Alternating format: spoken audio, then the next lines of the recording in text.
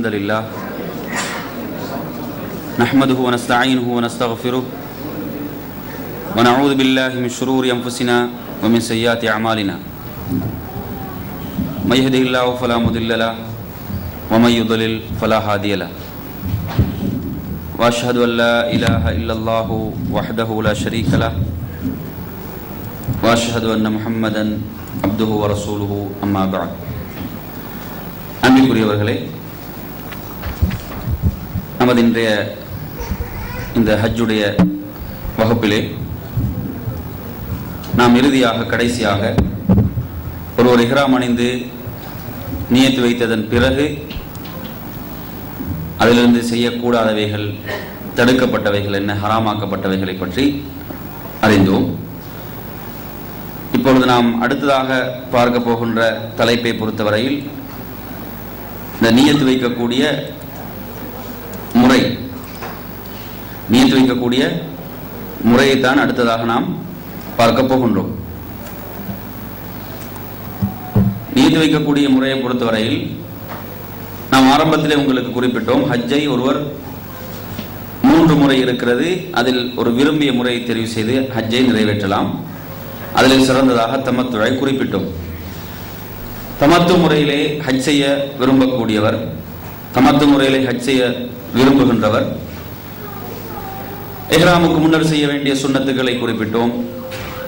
குறிப்பாக அந்த இடத்துக்கு சென்றதன் பிறகு ஒருவர் இஹ்ராமுக்காக குளித்துக் கொள்ளுதல், தனது உடலுக்கு மனம் பூசிக்கொள்ளுதல், இவைகளை செய்ததன் பிறகு ஒருவர் தமத்து முறையிலே ஹஜ்ஜை செய்கின்றார் என்றால் அவர் எவ்வாறு நியத்து வைக்க வேண்டும்?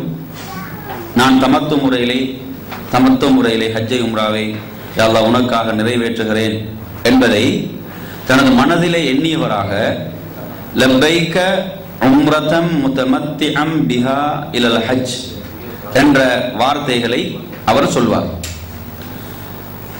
நன்றாக விளங்கிக் கொள்ளுங்கள். தமத்து முறையிலே ஹஜ்ஜை செய்யக்கூடியவர் தமத்து முறையிலே ஹஜ்ஜை உம்ராவை செய்வதாக மனதிலே எண்ணியவராக லப்பைக உம்ரதம் முத்தமத்திஅம் பிஹா இலல் ஹஜ் என்று சொல்வார்.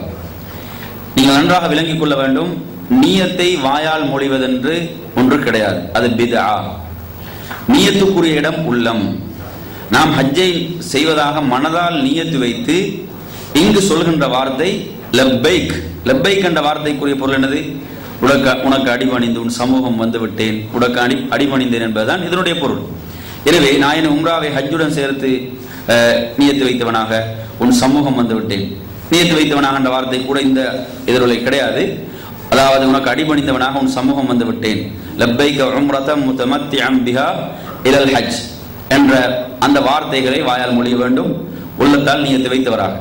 அல்லது தமத்து முறையில் செய்யக்கூடியவருக்கு உம்ராவுக்கு மாத்திரம் நியத்து செய்யலாம். தமத்து முறையில் ஹஜ்ஜை செய்வராக மனதால் எண்ணி நான் யா அல்லாஹ் உனக்காக தமத்து முறையில் ஹஜ்ஜை நிறைவேற்றுவதற்காக முதலில் உம்ராவை நிறைவேற்றுகிறேன் என்பதை மனதிலே எண்ணியவராக லப்பைக உம்ரதன் என்று அவர் கூறுவார். நான் என்னை உனக்காக உம்ராவை நிறைவேற்றும் சமூகம் வந்துவிட்டேன். எனவே அடுத்ததாக நீங்கள் கவனிக்க வேண்டியது, கரான் முறையிலே ஒருவர் ஹஜ்ஜை செய்கின்றார். கரான் முறையிலே ஹஜ்ஜை செய்யக்கூடியவர் ஹஜ்ஜையும் உம்ராவையும் சேர்ந்து நியத்து வைத்தவராக யா அல்லாஹ் உனக்காக செய்கிறேன் என்று மனதிலே எண்ணியவராக லப்பைக அல்லாஹும்ம பி ஹஜ்ஜத்தின் வ உம்ரா, நான் உனக்காகவே ஹஜ் உம்ராவை நிறைவேற்றும் சமூகம் வந்து விட்டேன் என்று அவர் இந்த வார்த்தைகளை சொல்ல வேண்டும். அதே போன்று இஃப்ராத் முறையிலே ஹஜ்ஜை செய்பவர் ஹஜ்ஜை மாத்திரம் அல்லாஹுக்காக செய்வதாக மனதிலே எண்ணியவராக லப்பைக ஹஜ்ஜன் என்று அவர் கூற வேண்டும். எனவே நாம் முதலாவது எந்த முறையிலே ஹஜ்ஜை செய்கின்றோமோ அந்த முறையை தெரிவு செய்து அதற்கேற்ப நியத்தை அமைத்துக் கொள்ள வேண்டும். பகரமாக செய்கிறோம் என்றால், நாம் யாருக்காவது பகரமாக ஹஜ்ஜை நிறைவேற்றுகிறோம் என்றால், உதாரணமாக ஒருவர் தாய்க்கு பகரமாக ஹஜ்ஜை நிறைவேற்றுகிறார் என்றால், தாய்க்கு பகரமாக நிறைவேற்றுவதாக மனதிலே எண்ணியவராக லப்பைக உம்ரதன் முத்தமத்திஅம் பிஹா இலல் ஹஜ் அன் உம்மி என்றோ எந்த முறையிலே செய்கிறாரோ அதற்கேற்ப அந்த வார்த்தைகளையும் சொல்லிக் கொள்வார், நியத்தையும் அதற்கு பகரமாக என்பதை நியத் மனதால் வைத்துக் கொள்வார். இன்னொரு விஷயம் இந்த இடத்தில் நீங்கள் கவனிக்க வேண்டும். அதாவது பயணத்தில் ஏதாவது தடைகள் ஏற்படும் என்று பயந்தால், பயணத்தில் ஏதாவது தடைகள் நோயின் காரணமாகவோ அல்லது குறிப்பாக பெண்கள் மாதவிடாய் போன்ற இப்படியான காரணங்களுக்காக அந்த ஹஜ்ஜுடைய பயணத்தில் ஏதாவது தடைகள் வரும் என்று பயந்தால் அவர்களுக்கு கூடுதலாக இந்த வார்த்தைகளை சொல்லிக் கொள்ளலாம். அல்லாஹும்ம இன் ஹபஸனி ஹாபிசுன் ஃபமஹில்லி ஹைது ஹபஸ்தனி என்ற இந்த வார்த்தைகள். இதனுடைய பொருள் என்ன? யா அல்லாஹ், நீ எந்த இடத்தில் என்னை தடுக்கின்றாயோ அதுதான் நான் இருக்கக்கூடிய இடம் என்று இந்த வார்த்தைகளை நியத்துக்கு பிறகு ஒருவர் சொல்வதாக இருந்தால், சொல்வார் என்றால், அவருக்கு அந்த ஹஜ்ஜுடைய வணக்கங்களில் ஏதாவது தடைகள் வரும் பொழுது அவர்கள் அதற்கு பரிகாரமாக எதுவும் கொடுக்க வேண்டிய அவசியம் இல்லை, குற்றப்பரிகாரம் எதுவும் செய்ய வேண்டிய அவசியம் இருக்காது. அதற்காக முன்கூட்டி இந்த வார்த்தைகளை சொல்லிக் கொள்ளலாம். எனவே இதையும் இந்த இடத்தில் நாம் கவனித்துக் கொள்ள வேண்டும். மற்ற விடயம்தான், நபிகளார் ஸல்லல்லாஹு அலைஹி வஸல்லம் அவர்கள் ஓதிய ஒரு துஆவை சொன்னோம். அவர்கள் ஹஜ்ஜுக்காக நியத்து வைத்ததன் பிறகு அல்லாஹும்ம ஹாதிஹி ஹஜ்ஜத்தன் லா ரியா ஃபீஹா வலா சும்ஆ என்று, யா அல்லாஹ், இந்த ஹஜ்ஜை முஹஸ்துதியுடன் கூடியதாகவோ அல்லது மக்கள் போற்ற வேண்டும் என்ற விதத்திலோ அமைத்து விடாதே என்ற அந்த துஆவை ஓதிக்கொள்ளலாம். அது ஆதாரபூர்வமான ஹதீஸில் இடம்பெறுகின்றது. என் அருமை சகோதரர்களே, இவ்வாறுதான் ஒருவர் என்ன செய்கின்றார்? நியத்து வைத்துக் கொள்வார். இங்கே கவனிக்க வேண்டிய மற்றொரு அம்சம் என்னவென்றால், நியத்து வைத்துக் கொள்கின்ற பொழுது, நியத்து வைக்கின்ற பொழுது ஒருவர் தனது வாகனத்திலே அமர்ந்து நியத்து வைத்துக் கொள்வது சுன்னத்தாகும். ரசூலுல்லாஹி ஸல்லல்லாஹு அலைஹி வஸல்லம் தனது இறுதி ஹஜ்ஜின் பொழுது தனது வாகனத்தில் அமர்ந்தவராக ஹஜ்ஜுக்காக நியத்தை வைத்தார்கள் என்பதை பார்க்கிறோம். எனவே அந்த அடிப்படையிலே ஒருவர் இந்த இஹ்ராமுக்கு முன்னர் செய்ய வேண்டிய சுன்னாக்களை செய்துவிட்டு அந்த வெண்மையான வெள்ளை நிற ஆடைகளை, துணிகளை, அந்த துண்டுகளை மாத்திரம் அணிந்தவராக தனது வாகனத்திலே அமர்ந்து நியத்து வைத்துக் கொள்வது சுன்னாவாக இருக்கிறது. பெண்களை பொறுத்தவரையில் பெண்கள் தங்களுடைய ஆடையிலே ஒரு குறிப்பிட்ட நிறம் கிடையாது, கருப்பென்றோ வெள்ளை என்றோ பச்சை என்றோ கிடையாது. விரும்பிய ஒரு நிறத்தை தெரிவு செய்யலாம். ஆனால் பெண்களுடைய ஆடை இஸ்லாமிய வரையறைக்கு உட்பட்டதாக அமைந்திருக்க வேண்டும். பெண்களுடைய ஆடை என்பது இஸ்லாம் எல்லா காலங்களிலும் ஒரு பெண்ணுக்கு எவ்வாறு தங்களுடைய ஆடைகளை அமைத்துக் கொள்ளுமாறு கட்டளை இருக்கின்றதோ அந்த முறையிலே அமைத்துக் கொள்ள வேண்டும். அவருடைய ஆடை என்பது அதாவது மெல்லிய ஆடைகளாகவோ அல்லது உடலுடைய பகுதிகளை வெளிப்படுத்தக்கூடிய விதமாகவோ அந்த ஆடைகள் அமைந்துவிடக்கூடாது, இறுக்கமாக இருக்கக்கூடாது. ஏன்? அதன் மூலமாக ஃபித்னாக்கள் ஏற்படலாம், ஆண்கள் ஏனையவருடைய சிந்தனைகள் திரும்பலாம். இது அந்த ஹரம் என்ற பகுதிக்குள் ஒரு பெரும் குற்றமாக கருதப்படும். எனவே ஆடைகள், பெண்களுடைய ஆடைகள் குறிப்பாக இஸ்லாமிய வரையறைக்கு உட்பட்டதாக இருக்க வேண்டும். பெண்கள் இஹ்ராமின் போது முகத்தை திறந்திருக்க வேண்டும், தங்களுடைய கைகள் மணிக்கட்டு வரை உள்ள பகுதிகளை திறந்திருக்க வேண்டும் என்பதை இங்கு நீங்கள் கவனத்தில் கொள்ள வேண்டும். எனவே என் அருமை சகோதரர்களே, இப்பொழுது நாம் சில காட்சிகளையும் இதிலே பார்ப்போம்.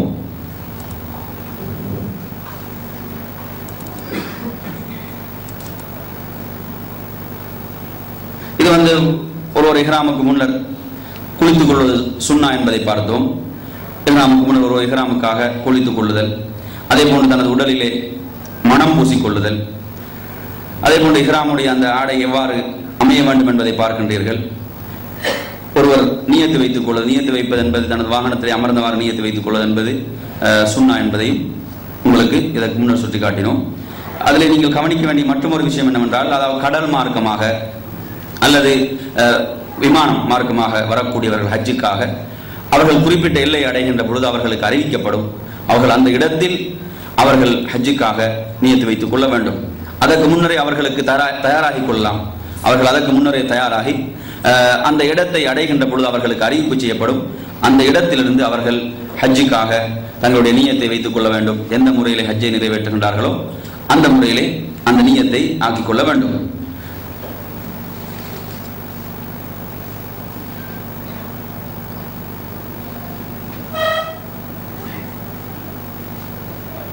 நியத்து வைக்கக்கூடிய இந்த இதுல எதுவும் உங்களுக்கு கேள்விகள் இருக்கா? இப்ப கடைசியாக இப்ப பார்க்கக்கூடிய இந்த விஷயத்துல உங்களுக்கு கடைசியா சொன்ன இந்த விடயங்களில் எதுவும் சந்தேகங்கள் இருக்கிறதா? இல்ல, கால்கள் மூடப்பட்டிருக்கும். பெண்களுடைய கால்கள் பெண்கள் மூட வேண்டும். ஆண்கள் தான் பாதணிகள் அணிந்திருக்க வேண்டும். பெண்களை பொறுத்தவரை பெண்கள் முழுமையாக மூடி இருக்க வேண்டும். நியத்து வாயால்கள், நியத்துக்குரிய இடம் உள்ளம். நியத்தை வாயால் மொழிவது பிதா, வழிகேடு. நபி அவர்கள் அப்படி ஒரு வழிமுறையை காட்டித் தரவில்லை. நியத்துக்குரிய இடம் உள்ளம். நியத் என்றால் எண்ணுதல். நாம் சொல்லக்கூடிய இந்த வார்த்தைகளை பொறுத்தவரை லெப்பைக், நன்றாக கவனியுங்கள். லெப்பைக் என்றால் உன் சமூகம் வந்து விட்டேன், ஹஜ்ஜை நிறைவேற்றுவதற்காக, உம்ராவை நிறைவேற்றுவதற்காக உன் சமூகம் வந்து விட்டேன் என்பதுதான் அதனுடைய பொருள். நியத் என்றால் அரபுல அன்வி என்று வரும். அன்வி, நான் நியத்து வைக்கின்றேன். அப்படி ஒரு வார்த்தை இங்கு வரவில்லை. இங்கு வருவதெல்லாம் லெப்பைக் என்றுதான் வருகிறது. இந்த தல்பியாவை நாம் வாயால் சொல்கிறோம். ஹஜ்ஜுக்காக உம்ராவுக்காக மனதால் எண்ணியவர்களாக தல்பியாவுடைய வார்த்தை வாயால் சொல்கிறோம். எந்த ஒரு வணக்கமாக இருந்தாலும், தொழுகையாக இருந்தாலும், நோன்பாக இருந்தாலும், எந்த ஒரு வணக்கமாக இருந்தாலும் நபி அவர்கள் நமக்கு காட்டிய வழிமுறை என்ன? நியத்தை உள்ளத்தால் தான் ஒருவர் வைக்க வேண்டும். நியத்துக்குரிய இடம் உள்ளம். தொழுகை நாம் பார்க்கிறோம், நமது சமூகத்தில் நம்ம ஷாஃபி மதுஹபை பின்பற்றக்கூடியவன்னு சொல்லக்கூடியவங்க பெரும்பாலும் என்ன செய்வாங்க, நியத்துகளை வாயால் மொழிந்து கொண்டிருப்பார்கள். உசல்லி ஃபர்து லுஹரி, அதை முன்னவைத்து சோமகதின் என்றெல்லாம் நோன்பு. இப்படி ஒரு வழிமுறையை நபி அவர்கள் காட்டி தரவில்லை. இது ஒரு பித்ஆ. ரசூலுல்லாஹி ஸல்லல்லாஹு அலைஹி தொழுகைக்காக வந்தால் அவர்கள் வாயால் மொழியக்கூடிய முதலாவது வார்த்தை அல்லாஹ் அக்பர் தான். அதற்கு முன்னர் ஒரு வார்த்தை இருக்காது. எனவே நியத் என்பது உள்ளத்தில் தான் நியத்து வைக்கப்பட வேண்டும். நியத்துக்குரிய அந்த இடம் உள்ளமாக இருக்கிறது. வாயால் மொழிவது பித்ஆ என்பதை மிக தெளிவாக நாம் இங்கு புரிந்து கொள்ள வேண்டும். அடுத்ததாக இங்கே நீங்கள் கவனிக்க வேண்டிய மற்றொரு அம்சம் இருக்கிறது. அது என்னவென்று சொன்னால், இந்த இஹ்ராம் அணிந்து நியத்து வைத்ததன் பிறகு ஒரு சிலர்கள் சில தொழுகைகளை தொழுகின்றார்கள். ஏதோ இஹ்ராம் அணிந்து நியத்து வைத்தவுடன் அதற்கு ஒரு சிறப்பு தொழுகை இருப்பதாக நினைக்கின்றார்கள். அது ஒரு பிழையான ஒரு நிலைப்பாடு, பிழையான ஒரு கருத்து. ரசூலுல்லாஹி ஸல்லல்லாஹு அலைஹி வஸல்லம் அவர்கள் நீங்கள் நன்றாக கவனிக்க வேண்டும். அதாவது துல்ஹுலைஃபாவிலிருந்து ஹஜ்ஜுக்காக அவர்கள் நியத்து வைத்து வருகின்றார்கள்.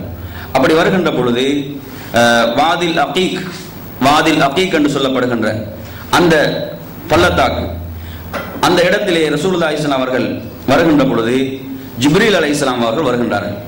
வந்து என்ன சொல்கிறார்கள், ஸல்லி ஃபீ ஹாதல் வாதில் முபாரக், புகாரில் வரக்கூடிய ஹதீஸ். இந்த புனித ஓடையிலே, இந்த பள்ளத்தாக்கில் நீர் தொழுவீராக என்று சொல்லப்படுகின்றது. எனவே அந்த இடம் ஒரு புனிதமான இடம். அங்கே நபி அவர்கள் தொழுதார்கள். எனவே துல்ஹுலைஃபா வழியாக, மதீனா வழியாக யாராவது இஹ்ராம் அணிந்து நியத்து வைத்து வந்தால் அவர்கள் அந்த இடத்தில் 2 ரக்காத்துகள் தொழுவது என்பது சுன்னா. ஆனால் பொதுவாக எல்லா எல்லைகளிலும் செல்லக்கூடியவர்கள் இஹ்ராம் அணிந்து நியத்து வைத்த பிறகு ஒரு விசேஷ தொழுகை இருக்கிறதா என்றால் எந்த ஒரு ஆதாரமும் இல்லை. ஒரு ஃபர்தான தொழுகையாக இருந்தால் அதை நிறைவேற்றிக் கொள்ளலாம். அதுபோக இஹ்ராம் அணிந்து நியத்து வைத்ததன் பிறகு ஒரு சிறப்பு தொழுகை இருக்கிறதா என்றால் இல்லை. சிலர் சொல்வார்கள், நாங்கள் பள்ளிக்கு போய் தஹியத்துல் மஸ்ஜித் தொழுகிறோம். தஹியத்துல் மஸ்ஜிதை பொறுத்தவரையில ஒருவர் தொழுறதுக்காக பள்ளிக்கு போறது கிடையாது. பள்ளிக்கு போற ஒருவர் அதை தொழாமல் உட்காரக்கூடாது, தொழுது விட்டு உட்கார வேண்டும். அதே போன்று வுதுவுக்காக ஒரு தொழுகை இருக்கிறது. வுது ஒரு செய்தவுடன் 2 ரக்காத் தொழுது கொள்ளலாம்.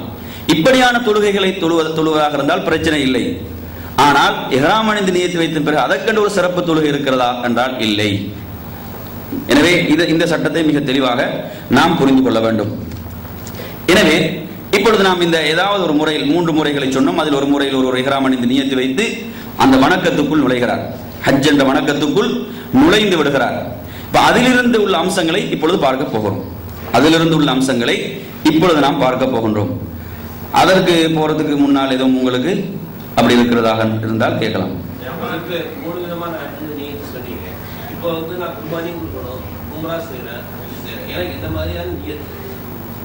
அதாவது உதாரணத்துக்கு எடுத்தீங்கன்னா, இந்த ஹஜ்ஜுடைய இந்த 3 முறைகள் உள்ள சில வேறுபாடுகள் இருக்கிறது. அந்த வேறுபாடுகளை சொல்லணும். நாங்கள் அதை ஹஜ்ஜை பற்றி விளங்கப்படுத்திட்டு போகும்பொழுது அது வரும். என்ன செய்யும், திரும்ப திரும்ப வராமல் இருக்கிறதுக்காக தான் ஹஜ்ஜை பற்றி உங்களுக்கு தெளிவுபடுத்தும் பொழுது அந்த முறை, உதாரணத்துக்கு கிரான் முறையிலே, தமத்து முறையிலே ஹஜ்ஜை நிறைவேற்றுவார் என்ன செய்யணும், ஹதி கொடுக்க வேண்டும், குர்பானி கொடுக்க வேண்டும். இஃப்ராத் முறையில் செய்யக்கூடியவர் குர்பானி கொடுக்க தேவையில்லை, அதிலே குர்பானி இல்லை. கிரான் முறையிலும் தமத்து முறையிலும் தான் அது இருக்கிறது. அதை நாம் தொடர்ச்சியாக உங்களுக்கு என்ன செய்வோம், அதை சொல்லும் பொழுது அப்படி தெளிவுபடுத்தி கொண்டு வரும்.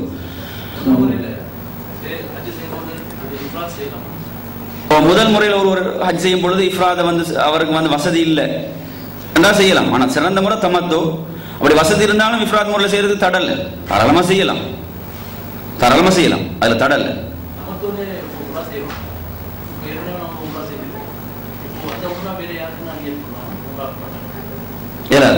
அந்த உம்ரா அப்படி உம்ராவையும் ஹஜ்ஜையும் வேறு பிரிக்கல, அது யாரோ ஒருத்தருக்கு தான் இருக்கு.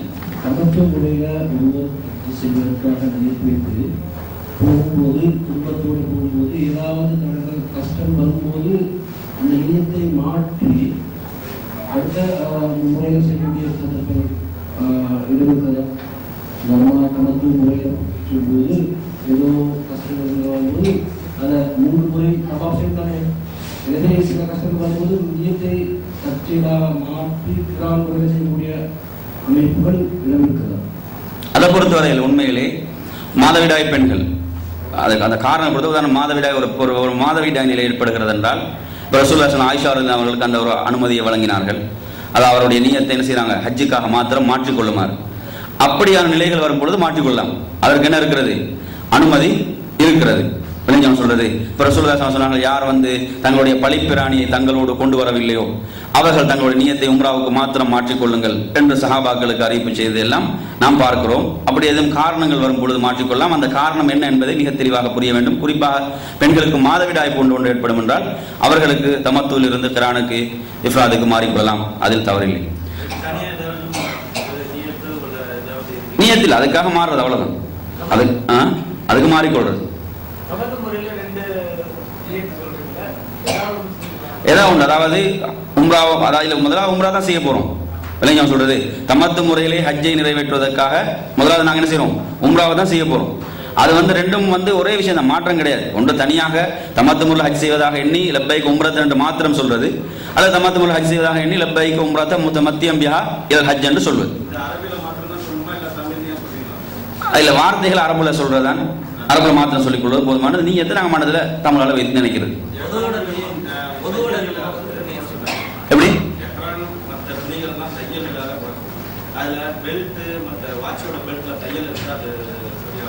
உண்மையில எடுத்தீங்கன்னா இந்த அதாவது இஹ்ராமுடைய துணிகளை வந்து என்னது தைத்தாடைகள் அணியக்கூடாது, ஹராம் என்று சொல்லப்படுகிறது இஹ்ராம் நியத்து பிறகு. அதுக்கு பிறகு அந்த பெல்ட் வாட்ச் போன்றவைகள் என்ன செய்யறது, தையல் இருக்கிறதுனா இப்ப தையல் நீங்க என்ன நாங்க ரெண்டு மூட்டுறோம், என்ன செய்யறது இரண்டு என்ன செய்யறது மூட்டக்கூடிய விதத்தில் உள்ள ஆடைகளை தான் என்ன செய்யறது அங்க ஹராம் என்று சொல்றோம். இது வந்து ஒரு மூட்டப்பட்டதாக அப்படி முறையில் அது இல்லை. புரியுது சொல்றது? எப்படி? அதாவது இந்த இஹ்ராமுக்காக நாம் குளிக்கக்கூடிய அந்த பெண்களுக்கு குளிப்பு கடமையானதான்னு கேட்கிறாங்க. குளிப்பை பொறுத்தவரையில குளிப்பு என்பது சுன்னா தான். குளிப்பு என்பது என்னது, இஹ்ராம் அணிந்து நியத்து வைப்பதற்கு முன்னால் ஆண்களுக்கோ பெண்களுக்கோ பொதுவாக என்னது குளித்துக் கொள்வது சுன்னத்தாகத்தான் இருக்கிறது, கடமை கிடையாது, சுன்னத். சில நேரம் குளிக்க முடியாத நோய்கள் இருக்கலாம், அல்லது ஒரு குளிரான காலமாக இருந்தால் என்ன செய்யலாம், குளிக்காம கூட தாராளமாக ஒருத்தருக்கு என்ன செஞ்சு கொள்ளலாம், நியத்து வைத்துக் கொள்ளலாம். அதில் எந்த தவறும் இல்லை. குளிப்பது என்பது ஒரு சுன்னத், கடமை கிடையாது.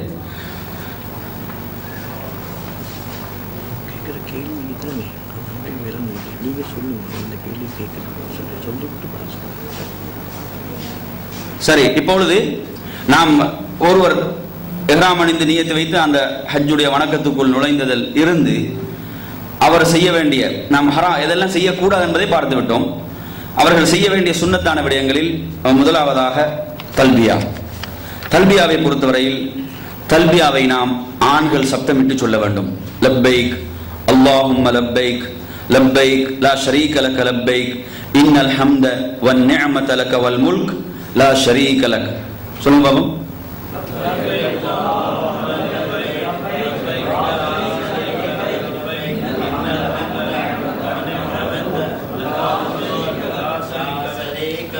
கொஞ்சம் முன் நேரத்தில் முடிச்சுட்டாங்க, கொஞ்சம் லேட்டாக முடிச்சிட்டாங்க, பிரச்சனை இல்லை.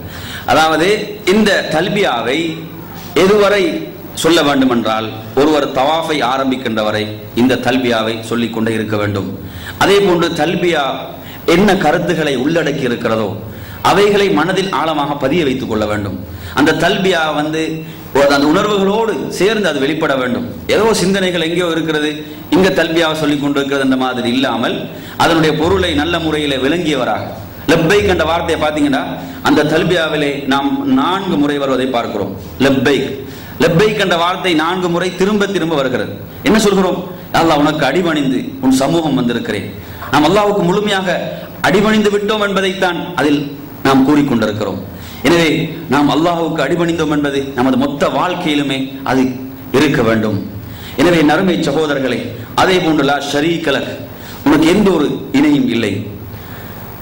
இன்னல் ஹம்த வன் நிஅம என்ற வார்த்தை நிச்சயமாக புகழும் அருளும் உனக்கு சொந்தமானதாகும், ஆட்சி உனக்கு சொந்தமானதாகும், உனக்கு எந்த ஒரு இணையும் இல்லை என்ற இந்த தல்பியாவுடைய வார்த்தைகளை ஆண்கள் சப்தமிட்டு சொல்ல வேண்டும். இதனுடைய சிறப்புகளை பற்றி வரக்கூடிய ஹதீஸ்களை நாம் பார்ப்போம் என்றால் அபூதாவுதிலே வரக்கூடிய ஒரு ஹதீஸிலே ரசூலுல்லாஹி ஸல்லல்லாஹு அலைஹி வஸல்லம் அவர் சொல்கிறார்கள், அபானி ஜிப்ரீல் அலைஹிஸ்ஸலாம் அவர்கள் என்று வந்தார்கள். ஃபஅமரனி அன் ஆமுர அஸ்ஹாபி வ மன் மஅய, அவர்கள் எனக்கு ஏவினார்கள், நீங்களும் உங்களோடு இருக்கக்கூடிய தோழர்களும் ஐயர்ஃபவு அஸ்வாத்தஹும், அந்த தல்பியாவிலே சப்தங்களை உயர்த்தி சொல்லுமாறு ஜிப்ரீல் அலைஹிஸ்ஸலாம் எனக்கு வந்து கட்டளையிட்டார்கள் என்று ரசூலுல்லாஹி ஸல்லல்லாஹு அலைஹி வஸல்லம் கூறுகிறார்கள். எனவே ஆண்கள் சப்தமாக இந்த தல்பியாவை சொல்லிக் கொண்டிருக்க வேண்டும். திர்மிதியிலே வரக்கூடிய ஒரு ஹதீஸிலே மாமின் முஸ்லிமின் யுலப்பி, யாராவது ஒரு முஸ்லிம் தல்பியாவை சொல்கின்ற பொழுது அவரது வலப்பக்கமாக இடப்பக்கமாக இருக்கக்கூடிய கற்கள், மரங்கள், பூமியுடைய ஒவ்வொன்றும் அந்த தல்பியாவை முழங்கிக் கொண்டிருக்கின்றன என்ற ஆதாரப்பூர்வமான செய்தியை திருமிதியிலே பார்க்கிறோம். அதே போன்று மற்றும் ஒரு செய்தியிலே எந்த அளவுக்கு என்றால் ரசூலுல்லாஹி ஸல்லல்லாஹு அலைஹி வஸல்லம் அவர்கள் அந்த தனது இறுதி ஹஜ்ஜின் பொழுது இப்னு அப்பாஸ் ரலியல்லாஹு அன்ஹு அவர்கள் எப்படி சொல்கிறார்கள் என்று சொன்னால், அந்த தல்பியாவின் மூலமாக அப்படி அதிர்ந்தன சஹாபாக்கள் எல்லாம் அந்த தல்பியாவை ஒரே குரலில் முழங்கிக் கொண்டிருந்தார்கள் என்ற செய்தியை புகாரியிலே பார்க்கிறோம். எனவே நறுமை சகோதரர்களே, இந்த தல்பியாவை நாம் அதிகம் அதிகம் கூறிக்கொண்டே செல்ல வேண்டும் அந்த புனித ஹரத்தை நோக்கி. பெண்கள் தங்களுக்கு கேட்கக்கூடிய விதத்தில் இந்த தல்பியாவை கூறிக்கொள்ள வேண்டும். அடுத்ததாக என் அருமை சகோதரர்களே, ஒருவர் மஸ்ஜிதுல் ஹராமுக்குள் நுழைகின்றார். மஸ்ஜிதுல் ஹராமை பொறுத்தவரையில் மஸ்ஜிதுல் ஹராமுக்குள் நுழைகின்ற பொழுது பேண வேண்டிய விஷயங்களில் சிலர்கள் சொல்கிறார்கள் பாபு சலாம் வழியாக நுழைவது சுன்னா என்று. அப்படி ஒரு செய்தி வந்தாலும் அது ஒரு பலவீனமான செய்தியாகும். ஆதாரப்பூர்வமான ஒரு ஹதீஸ் அதில் கிடைக்கவில்லை. எனவே ஒரு விரும்பிய வாயிலூடாக நுழையலாம். அதே போன்று அந்த மஸ்ஜிதுல் ஹராமை பார்த்தவுடன் ஒருவர் கேட்கக்கூடிய துவா ஏற்றுக்கொள்ளப்படும் என்று ஆதாரப்பூர்வமான எந்த ஒரு ஹதீஸும் கிடைக்கவில்லை. ஆதாரப்பூர்வமான எந்த ஒரு சஹீஹான ஹதீஸும் அப்படி ஒரு ஹதீஸ் கிடைக்கவில்லை. அதே போன்று மஸ்ஜிதுல் ஹராமுக்குள் நுழைகின்ற பொழுது விசேஷமான பிரார்த்தனைகள் சம்பந்தமாகவும் ஆதாரப்பூர்வமான செய்திகள் எதுவும் கிடைக்கவில்லை. எனவே மஸ்ஜிதுல் ஹராமுக்குள் நுழைகின்ற பொழுது நாம் ஏனைய மஸ்ஜிதுகளுக்குள் நுழையும் பொழுது என்ன ஒழுங்குகளை பேணுகின்றோமோ அதே போன்று வலது காலை முன்வைத்தவர்களாக அல்லாஹும்ம ஃப்தஹ் லி அப்வாப ரஹ்மதிக், யா அல்லாஹ் உனது அருள் வாயில்களை எனக்கு திறந்து விடுவாயாக என்று கூறியவர்களாக அவர்கள் உள்ளே நுழைவது. ஒருவர் தவாஃபை ஹஜ்ஜை உம்ராவை நாடி வரக்கூடியவர் முதலாவதாக செய்ய வேண்டிய தவாஃப். தவாஃபுக்கு முன்னர் தஹியத்துல் மஸ்ஜித் என்ற ஒரு தொழுகை கிடையாது. அவர்கள் நேரடியாக தவாஃபுக்கு செல்ல வேண்டும். அதே போன்று இங்கே கவனிக்க வேண்டிய மற்றும் ஒரு விடயம் என்னவென்று சொன்னால், என் அருமை சகோதரர்களே, ஒரு ஃபர்லான தொழுகையுடைய நேரமாக அது இருக்கும் என்று சொன்னால் தாராளமாக என்ன செய்யலாம், அந்த ஃபர்லான தொழுகையை ஒருவருக்கு தொழுது கொள்ள முடியும். அப்படி இல்லை என்று சொன்னால் நேரடியாக அவர் என்ன செய்ய வேண்டும், தவாஃபுக்கு சென்று விட வேண்டும். இங்கே நீங்கள் கவனிக்க வேண்டிய இந்த விஷயம், அதாவது இங்கே நீங்கள் பார்ப்பது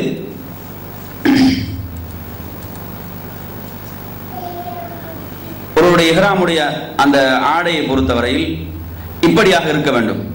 சிலர்கள் என்ன செய்வார்கள் என்று சொன்னால் எல்லா நேரங்களிலும் வலது புஜத்தை திறந்திருப்பார்கள்.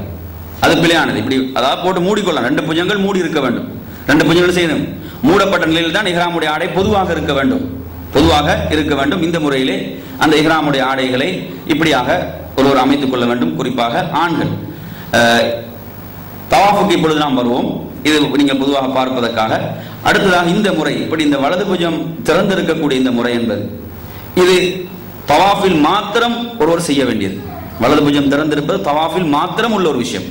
ஏனைய எல்லா நேரங்களிலும் இரு புஜங்களும் மூடப்பட்டதாகவே இருக்க வேண்டும் என்பதையும் நீங்கள் இங்கு விளங்கிக் கொள்ள வேண்டும். அடுத்ததாக நாம் இப்பொழுது தவாஃபுக்கு வருவோம். தவாஃபை பொறுத்தவரையில் தவாஃபை செய்வதனுடைய அந்த ஒழுங்குகளை பற்றி இப்பொழுது நாம் இதில் பார்ப்போம். தவாஃபை பொறுத்தவரையில் அந்த தவாஃப் என்பது 7 சுற்றுகள்.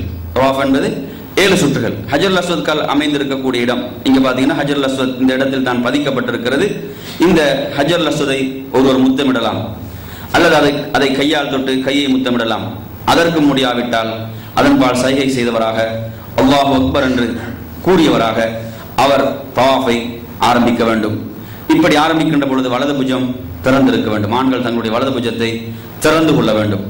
என் அருமை சகோதரர்களே, காபா இடப்பக்கமாக இருக்கும் நிலையில் அவர் தவாஃபை இப்படியாக ஆரம்பிப்பார். ஆரம்பித்து இப்படி வருகின்ற பொழுது இங்கே ருக்குனுல் யமானி இருக்கிறது. இந்த ருக்குனுல் யமானியை ஒருவர் தொடலாம். தொட முடியாத பட்சத்தில் அதன்பால் சைகை செய்வது என்பது கிடையாது. அந்த இடத்தில் ஓத வேண்டிய துவா ரப்பனா ஆதினா ஃபித் துன்யா ஹஸனா வ ஃபில் ஆখিরাতি ஹஸனா வ கினா அஸாபன்னார். சொல்லுவாங்க துவாவை.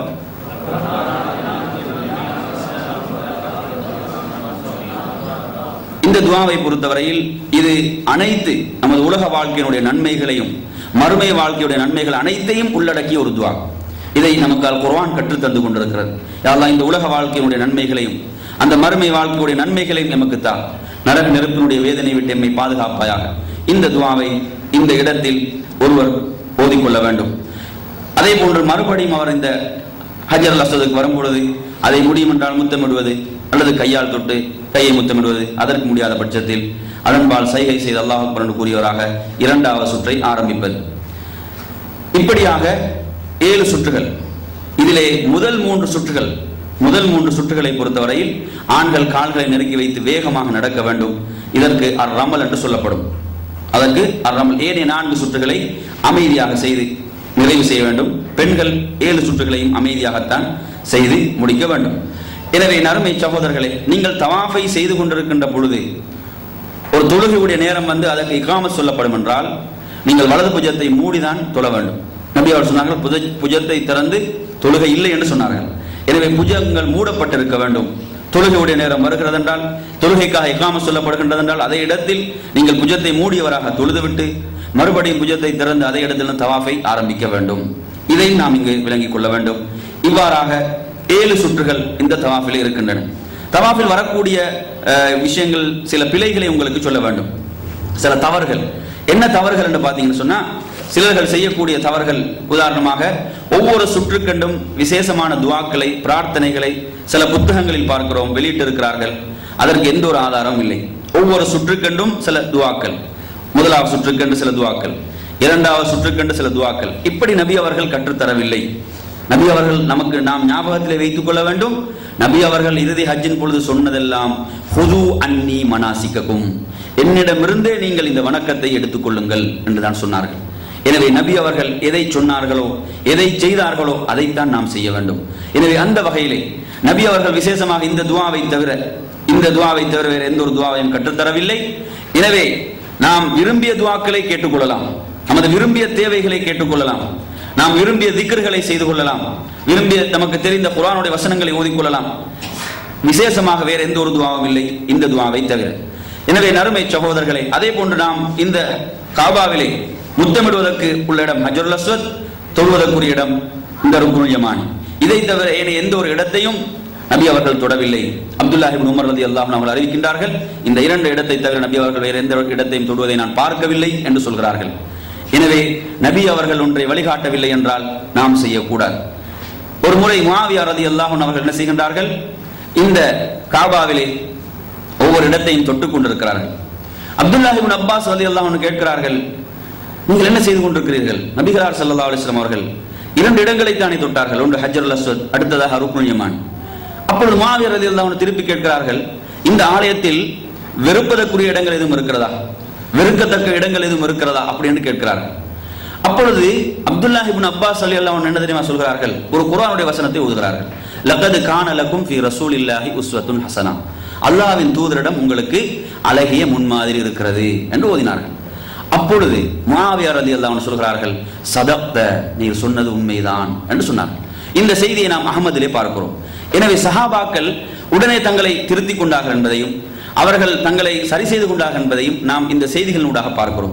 எனவே நறுமை சகோதரர்களை, சிலர் சொல்கிறார்கள், நாம் பல லட்சங்களை கட்டி வந்திருக்கிறோம், இவர்கள் இதை தொடக்கூடாது என்று சொல்கிறார்கள். நாம் சொல்லவில்லை. நபிகளார் ஸல்லல்லாஹு அலைஹி வஸல்லம் அவர்கள் இப்படித்தான் செய்தார்கள் என்றால் அந்த முறையில் நாம் அந்த வணக்கத்தை அமைத்துக் கொள்ள வேண்டும். என் அருமை சகோதரர்களை, இந்த இடம் புனிதமான இடம், அல்லாஹ்வால் புனிதப்படுத்தப்பட்ட இடம் என்றால் அந்த இடத்தில் நாம் எப்படி புனிதத்துவத்தை பெற்றுக்கொள்ள முடியுமோ அப்படித்தான் நாம் அதை செய்ய வேண்டுமே தவிர, நபி அவர்கள் எப்படி வழிகாட்டினார்களோ அப்படி செய்ய வேண்டுமே தவிர, அதற்கு மாற்றமாக அதே போன்று மக்காம் இப்ராஹிமையும் சிலர்கள் தொடுவார்கள். குர்ஆன் அப்படி சொல்லவில்லை. குர்ஆன் சொல்வதெல்லாம் மக்காம் இப்ராஹிமுக்கு பின்னால் இருந்து 2 ரக்காத்துகள் தொழுங்கள் என்று தான் சொல்கிறது. எனவே இப்படியாக தொடுவதற்கு எந்த ஒரு நபி வழியும் இல்லை. நபி அவர்கள் எப்படி காட்டி தந்தார்களோ அந்த முறையிலே செய்ய வேண்டும். சிலரை பார்த்தீங்கன்னா அவர்கள் அந்த இந்த காபாவில் போடப்பட்டிருக்கூடிய துணியில அந்த நூல்களை பிச்சு எடுப்பார்கள், அதில் ஏதோ புனிதத்துவம் இருப்பதாக நினைக்கிறார்கள். இவைகள் எதுவுமே நபி அவர்கள் காட்டித் தரவில்லை. அதே போன்று ஹஜ்ருல் அஸ்வதை ஒருவர் முத்தமிடும் பொழுது கூட அவரது நிய்யத் எப்படி இருக்க வேண்டும்? அல்லாஹ்வின் தூதர் இந்த வழிமுறையை செய்தார்கள், அல்லாஹ்வின் தூதர் காட்டி தந்த ஒரு வழிமுறை, அதனால் செய்கிறோம். உமர் ரலியல்லாஹு அன்ஹு என்ன சொன்னார்கள்? நீ ஒரு வெறும் ஒரு கல், எந்த ஒரு நன்மையோ தீமையோ செய்வதற்கு உனக்கு சக்தி கிடையாது. அல்லாஹ்வின் தூதர் உன்னை முத்தமிடவில்லை என்றால் நான் உன்னை முத்தமிட்டு இருக்க மாட்டேன் என்று சொல்கிறார்கள். எனவே நபி அவர்கள் செய்தார்கள், அதனால் நாம் செய்கிறோம். நபி அவர்கள் செய்யவில்லை என்றால் நமக்கு செய்ய முடியாது. இந்த மனோநிலையை, இந்த ஒரு நம்பிக்கையை நாம் ஆழமாக நமது உள்ளங்களில் பதிய வைத்துக் கொள்ள வேண்டும். அதே போன்று என் அருமை சகோதரர்களே, நாம் இந்த இடத்திலே இந்த கல்லை முத்தமிடுகிறோம் என்ற பெயரில் பிறரை நோவினை செய்யக்கூடாது. ஹஜ்ஜிலே நீங்கள் பார்ப்பீங்களா, பல முதியவர்கள் வருவார்கள், நோயிலே வருவார்கள், பெண்கள் இருப்பார்கள். நாம் நமது பலத்தை, சக்தியை காட்டப் போகிறோம் என்ற பெயரிலே நாம் பிறரை நோவினை செய்யக்கூடாது. ரசூலுல்லாஹி ஸல்லல்லாஹு அலைஹி வஸல்லம் அவர்கள் உமர் ரலியல்லாஹு அன்ஹு பார்த்து சொன்னார்கள், யா உமர் இன்னக கவி, நீ ஒரு சக்தி வாய்ந்த மனிதர், நீர் இந்த ஹஜ்ஜுல் அஸ்வதை முத்தமிடுகின்ற பொழுது பலவீனர்களை நோவித்து விடக் கூடாது என்று சொல்கிறார்கள். எனவே நறுமையானவர்களே, இந்த இடத்திலே நாம் என்ன செய்யக்கூடாது? பிறரை நோவினை செய்யக்கூடாது. பிறருக்கு ஏதாவது ஒரு தொல்லை கொடுக்கக்கூடிய விதத்திலே நாம் நடந்து விடக்கூடாது. ஏன்? இபாதத் என்ற பெயரிலே அப்படி செய்வதை இஸ்லாம் ஒருபோதும் அனுமதிக்கவில்லை. எனவே இந்த விடயங்களை நாம் கவனத்திலே கொண்டவர்களாக இந்த காபாவை நாம் வலம் வருவது, இவ்வாறு வலம் வந்தது 7 சுற்றுகள் நிறைவு செய்ததன் பிறகு மகாம் இப்ராஹிமுக்கு பின்னால் இருந்து 2 ரக்காத்துகளை நாம் தொழ வேண்டும். அந்த இடத்திலே தொழ முடியவில்லை என்றால் ஹரத்தினுடைய எந்த இடத்திலும் அந்த 2 ரக்காத்துகளை தொழுது கொள்ளலாம். அதற்குரிய நன்மைகள் நமக்கு நிச்சயமாக கிடைக்கும். அந்த 2 ரக்காத்துகளில் ஓத வேண்டிய சூறாக்களை நாம் உங்களுக்கு பார்த்தோம். என்னென்ன சூறாக்களை ஓத வேண்டும் என்று சொன்னோம். முதல் ரக்காத்திலே ஒருவர் ஓத வேண்டிய சூரத்துல் ஃபாத்திஹாவை தொடர்ந்து சூரத்துல் காஃபிரூன், 2வது அத்தியாயத்திலே சூரத்துல் ஃபாத்திஹாவை தொடர்ந்து சூரத்துல் இஹ்லாஸ். அடுத்ததாக நறுமை சகோதரர்களே, இதில் உங்களுக்கு சில காட்சிகளை பார்க்க வேண்டும் என்றால் தவாஃபில் சில காட்சிகளை உங்களுக்கு பார்ப்பதற்காக தவாஃபில் உங்களுக்கு இது கேள்வி இருந்தால் கூட கேட்கலாம். இது போகிறதோட இதை நீங்கள் பார்த்து கொண்டிருக்கக்கூடிய நேரத்திலே எப்படி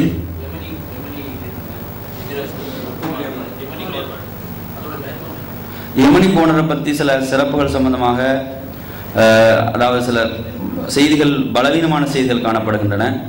ஆனால் அதனுடைய ஒளி, அதில் ஒரு ஒளி இருக்கிறது. அந்த ஒளி அல்லாஹ் மறைத்து வைத்திருக்கிறான். அந்த ஒளி உண்மையான ஒளி வெளிப்படும் என்றால் இந்த உலகத்தினுடைய இது கூட மங்கி விடுகின்ற ஒரு செய்தி இருக்கிறது. அந்த செய்தி ஓரளவு, அதாவது ஒரு சரியான தரத்திலே கிடைக்கக்கூடிய செய்தி. இனி அதிகமான செய்திகள் பலவீனமானவைகளாக காணப்படுகின்றன. அதுதான் அதற்குரிய பதில். அதே போன்று ஹஜ்ஜுல் அஸ்வதை பொறுத்தவரையில் ஹஜ்ஜுல் அஸ்வத் என்பதும் அது ஒரு சுவர்க்கத்திலிருந்து வந்த கல் என்ற ஹதீஸ் ஒரு ஆதாரபூர்வமான செய்தியாக இருக்கின்றது. அந்த கல்லை ஒருவர் முத்தமிடுகின்ற பொழுது கூட அல்லாஹ்வுடைய தூதரை பின்பற்றக்கூடிய விதத்தில் தான் அதை ஆக்கிக் கொள்ள வேண்டும். இந்த பார்த்தீங்கன்னு சொன்னால், அதாவது பெண்கள் முகத்தை திறந்திருக்க கூடாது. அதே போன்று சிலர்கள் இங்கே பிறரை நெருக்கிக் கொள்வது, பிறர் இந்த வலது புஜம் திறந்திருப்பது என்பது தவாஃபுடைய 7 சுற்றுகளிலும் திறந்திருக்க வேண்டும். முதல் 3 சுற்றுகள் மாத்திரமல்ல என்பதை நீங்கள் விளங்கிக் கொள்ள வேண்டும். முதல் 3 சுற்றுகளில் கால்களை நெருக்கி வைத்து வேகமாக நடத்தல் என்பது முதல் 3 சுற்றுகள் அமைய வேண்டும். சிலர்கள் என்ன செய்வாங்க? பிறரை நெருக்கிறது, பிறரை இடையூறு செய்யக்கூடிய விதத்தில் ஹஜ்ஜுல் அஸ்வதை முத்தமிட முயல்வதெல்லாம் தடுக்கப்பட்ட விஷயங்கள். அதே போன்று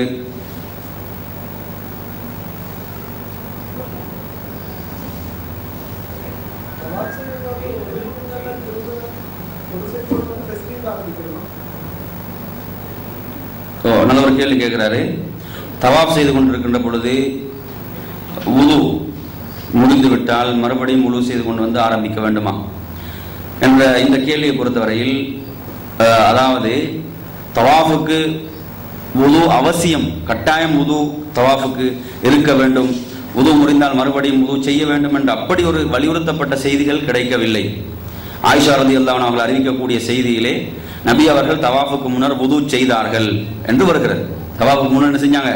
உது செய்தார்கள் என்று வருகிறது. ஆனால் உது முறிந்தால் அதை மறுபடியும் புதுப்பித்துக் கொண்டு செய்ய வேண்டும் என்ற அளவுக்கு, தொழுகையிட அளவுக்கு அப்படி வலியுறுத்தப்பட்டு தவாஃபுக்கு கிடைக்கல ஹதீஸ்கள். அப்படியான ஹதீஸ்கள் எதுவும் கிடைக்கவில்லை. எனவே அதை ஒரு சுன்னத்தான விடயமாகத்தான் கொள்ள முடியுமே தவிர, அது தவாஃப் தொழுகையை போன்ற ஒரு வணக்கம் என்ற ஹதீஸ் இருக்கிறது. அந்த ஹதீஸ் கூட, அதாவது உது தவாஃபுக்கு அவசியம் என்ற கட்டாயம் என்ற ஒரு சட்டத்தை ஏற்படுத்தாது. மாறாக தவாஃபுக்கு உது சுன்னா இருந்தால் நல்லம், அப்படி முடிந்து விட்டால் மறுபடியும் உது செய்யணும் என்ற ஒரு சட்டம் அதில் கிடையாது. ஏன்னா நேரடி அப்படியான ஹதீஸ்கள், அப்படி வலியுறுத்தப்பட்ட ஹதீஸ்கள் கிடைக்கவில்லை என்ற காரணத்தால். அதே போல் நீங்கள் இங்கே பார்க்குறீங்க, இந்த இடத்துல உங்களுக்கு தெரியும் ஹிஜ்ர் என்று சொல்லப்படுகின்ற இந்த இடம். இந்த ஹிஜ்ர் என்ற இந்த இடத்தை உங்களுக்கு இன்னும் தெளிவாக உங்களுக்கு பார்ப்பதாக இருந்தால்,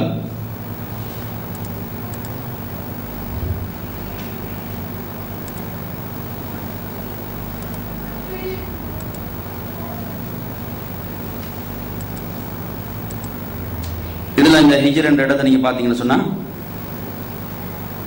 இந்த இடம் இப்படியாக இந்த வட்டம், ஒரு சி போன்ற வடிவில் இருக்கக்கூடிய இந்த வட்டம், இது ஹிஜ்ர் என்று சொல்லப்படும்.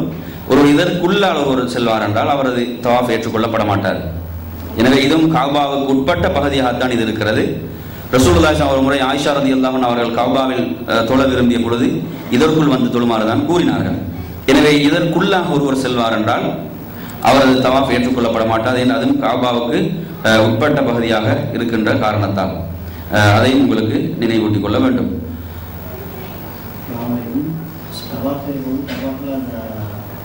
எண்ணிக்கையை மாற்றிவிட்டால் தவாஃபின் பொழுது எண்ணிக்கையிலே அந்த சுற்றுகளில் இப்படி சிலர்கள் தொடுவது, பிறரை நோய்ப்பதெல்லாம் தடுக்கப்பட்ட விஷயங்கள் தான் நீங்கள் பார்க்கின்றீர்கள். தவாஃபின் பொழுது அதனுடைய சுற்றுகளில் சந்தேகம் ஏற்படுகிறது என்றால் அதற்குரிய தீர்வு என்னவென்றால், அவர் இந்த மகாம் இப்ராஹிமை தொடுவதும் நபி வழி அல்ல, இவ்வாறாக தொடுவதெல்லாம் நபி வழி அல்ல, அதைத்தான் பார்க்கின்றீர்கள். சுற்றுகளில் சந்தேகம் வருகின்ற பொழுது அவருக்கு இரண்டு விஷயங்கள். ஒன்று என்னது, அவருக்கு நான் 4 சுற்றுகளா 3 சுற்றுகளா சந்தேகம் வருகிறது. 4 சுற்றுகள் என்பதில் உறுதியான ஒரு நம்பிக்கையில் இருக்கிறார். உறுதியான செய்தி, ஒரு 80% நம்பிக்கை 4 சுற்றுகள் என்றும், ஒரு 20% 3 சுற்றுகள் என்று வருதுண்டா அவருக்கு எதுல கூடுதலாக இருக்கிறதோ அப்படி தெரிவு செய்யலாம். அப்படி ஒரு வசதியை அப்படி ஒரு இஸ்லாம் சொல்லிக் கொடுக்கிறது.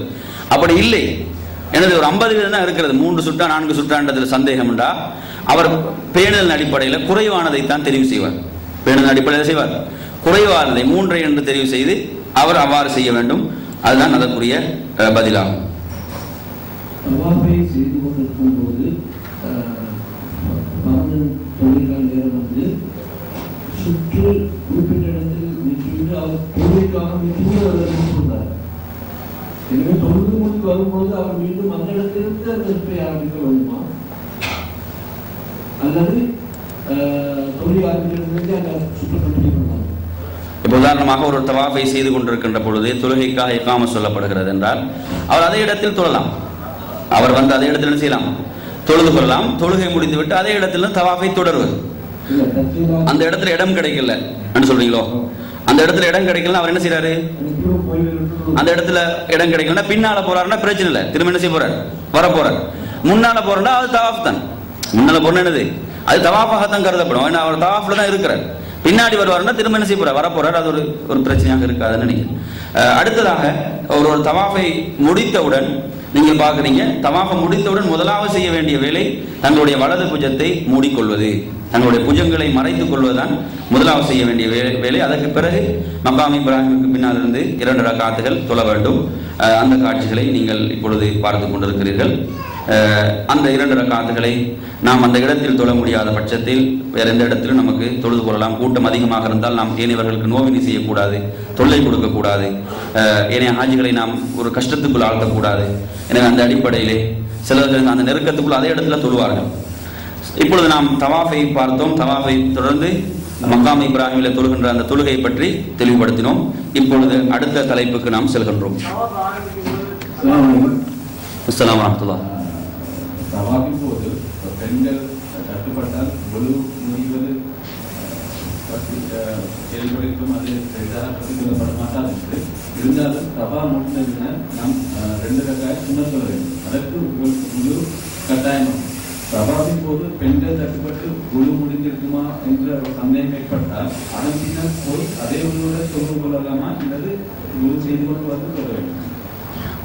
சகோதரருடைய கேள்வி என்னவென்றால், அதாவது பெண்கள் தொட்டால் உழு என்ன செய்யும், உழு முறிந்துவிடும் என்ற ஒரு கருத்து இருக்கிறது.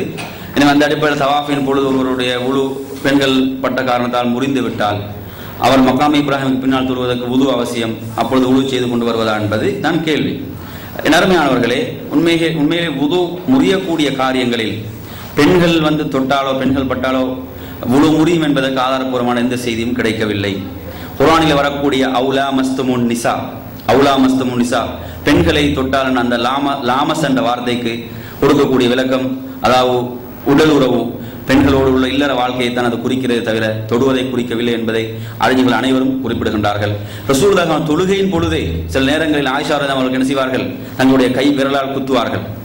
ஏன், அதில் ஆயிஷா ரலியல்லாஹு கேட்கப்படுகிறது ஏன் அப்படி என்று கேட்கும் பொழுது என்ன சொல்கிறார்கள், நமது வீட்டிலே அன்றைய இரவுகளில் அதாவது விளக்குகள் எரியவில்லை, அதனால் எங்களோட வீடு ஒரு சிறிய வீடாக இருந்தது, நபி அவர்கள் சுஜூதுக்கு வரும்பொழுது கால்களை குத்துவார்கள், நாம் காலை மடக்கிக் கொள்வேன் என்று சொல்கிறார்கள். எனவே இவ்வாறான ஹதீஸ்கள் இருக்கின்றன.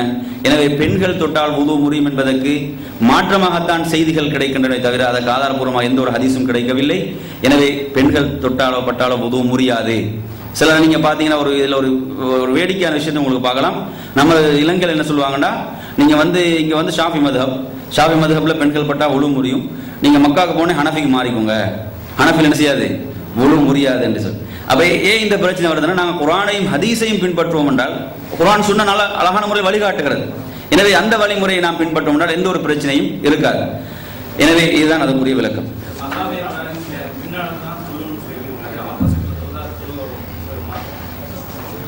அதாவது மகாம இப்ராஹிமுக்கு பின்னால் இருந்து தொழுமாறு தான் குர்ஆன் சொல்கிறது. வத்தஹிது மின் மகாமி இப்ராஹிம் முஸல்லா, இப்ராஹிம் அலைஹிஸ்ஸலாம் என்ற இடத்தை நீங்கள் தொழுமிடமாக எடுத்துக்கொள்ளுங்கள். நபி அவர்கள் அதற்கு பின்னாலும் தொழுதார்கள். அதற்கு எதிர்பக்கமாக இருந்தால் தொழுகை ஏற்றுக்கொள்ளப்படுமா என்பது கேள்வி. இப்போ நாங்கள் என்ன சொல்றோம்னா, அந்த இடத்துல தொழ முடியாத ஒரு நிலை ஏற்படுது. அந்த இடத்துல என்ன செய்யாது, தொழ முடியாத ஒரு நிலை ஏற்படும் பொழுது வேற எந்த ஒரு இடத்துல அதற்கு பின்னால் இடங்கள் பின்னால அப்படி கிடைக்கும்னா பின்னால போயிட்டு தொழலாம். பின்னால எங்குமே கிடைக்கலன்னு சொன்னா தொழுதால் நிச்சயமாக கூலி கிடைக்கும். ஏன் அல்லாஹ் சொல்கிறான், லா யுகல்லிஃபுல்லாஹு நஃப்ஸன் இல்லா வுஸ்அஹா, ஒரு ஆத்மாவை அதற்கு மீறிய ஒரு சுமையை கொண்டு அல்லாஹ் என்ன செய்யறதில்லை, அவனை சுமத்துவதும் இல்லை. நீங்கள் முடியுமானவரை அல்லாஹ்வை பயப்படுங்கள் என்ற குர்ஆனுடைய வசனங்களுக்கு அமைய நமக்கு என்ன செய்யலாம், தொழுது கொள்ள முடியும் என்பதுதான். அதுக்கு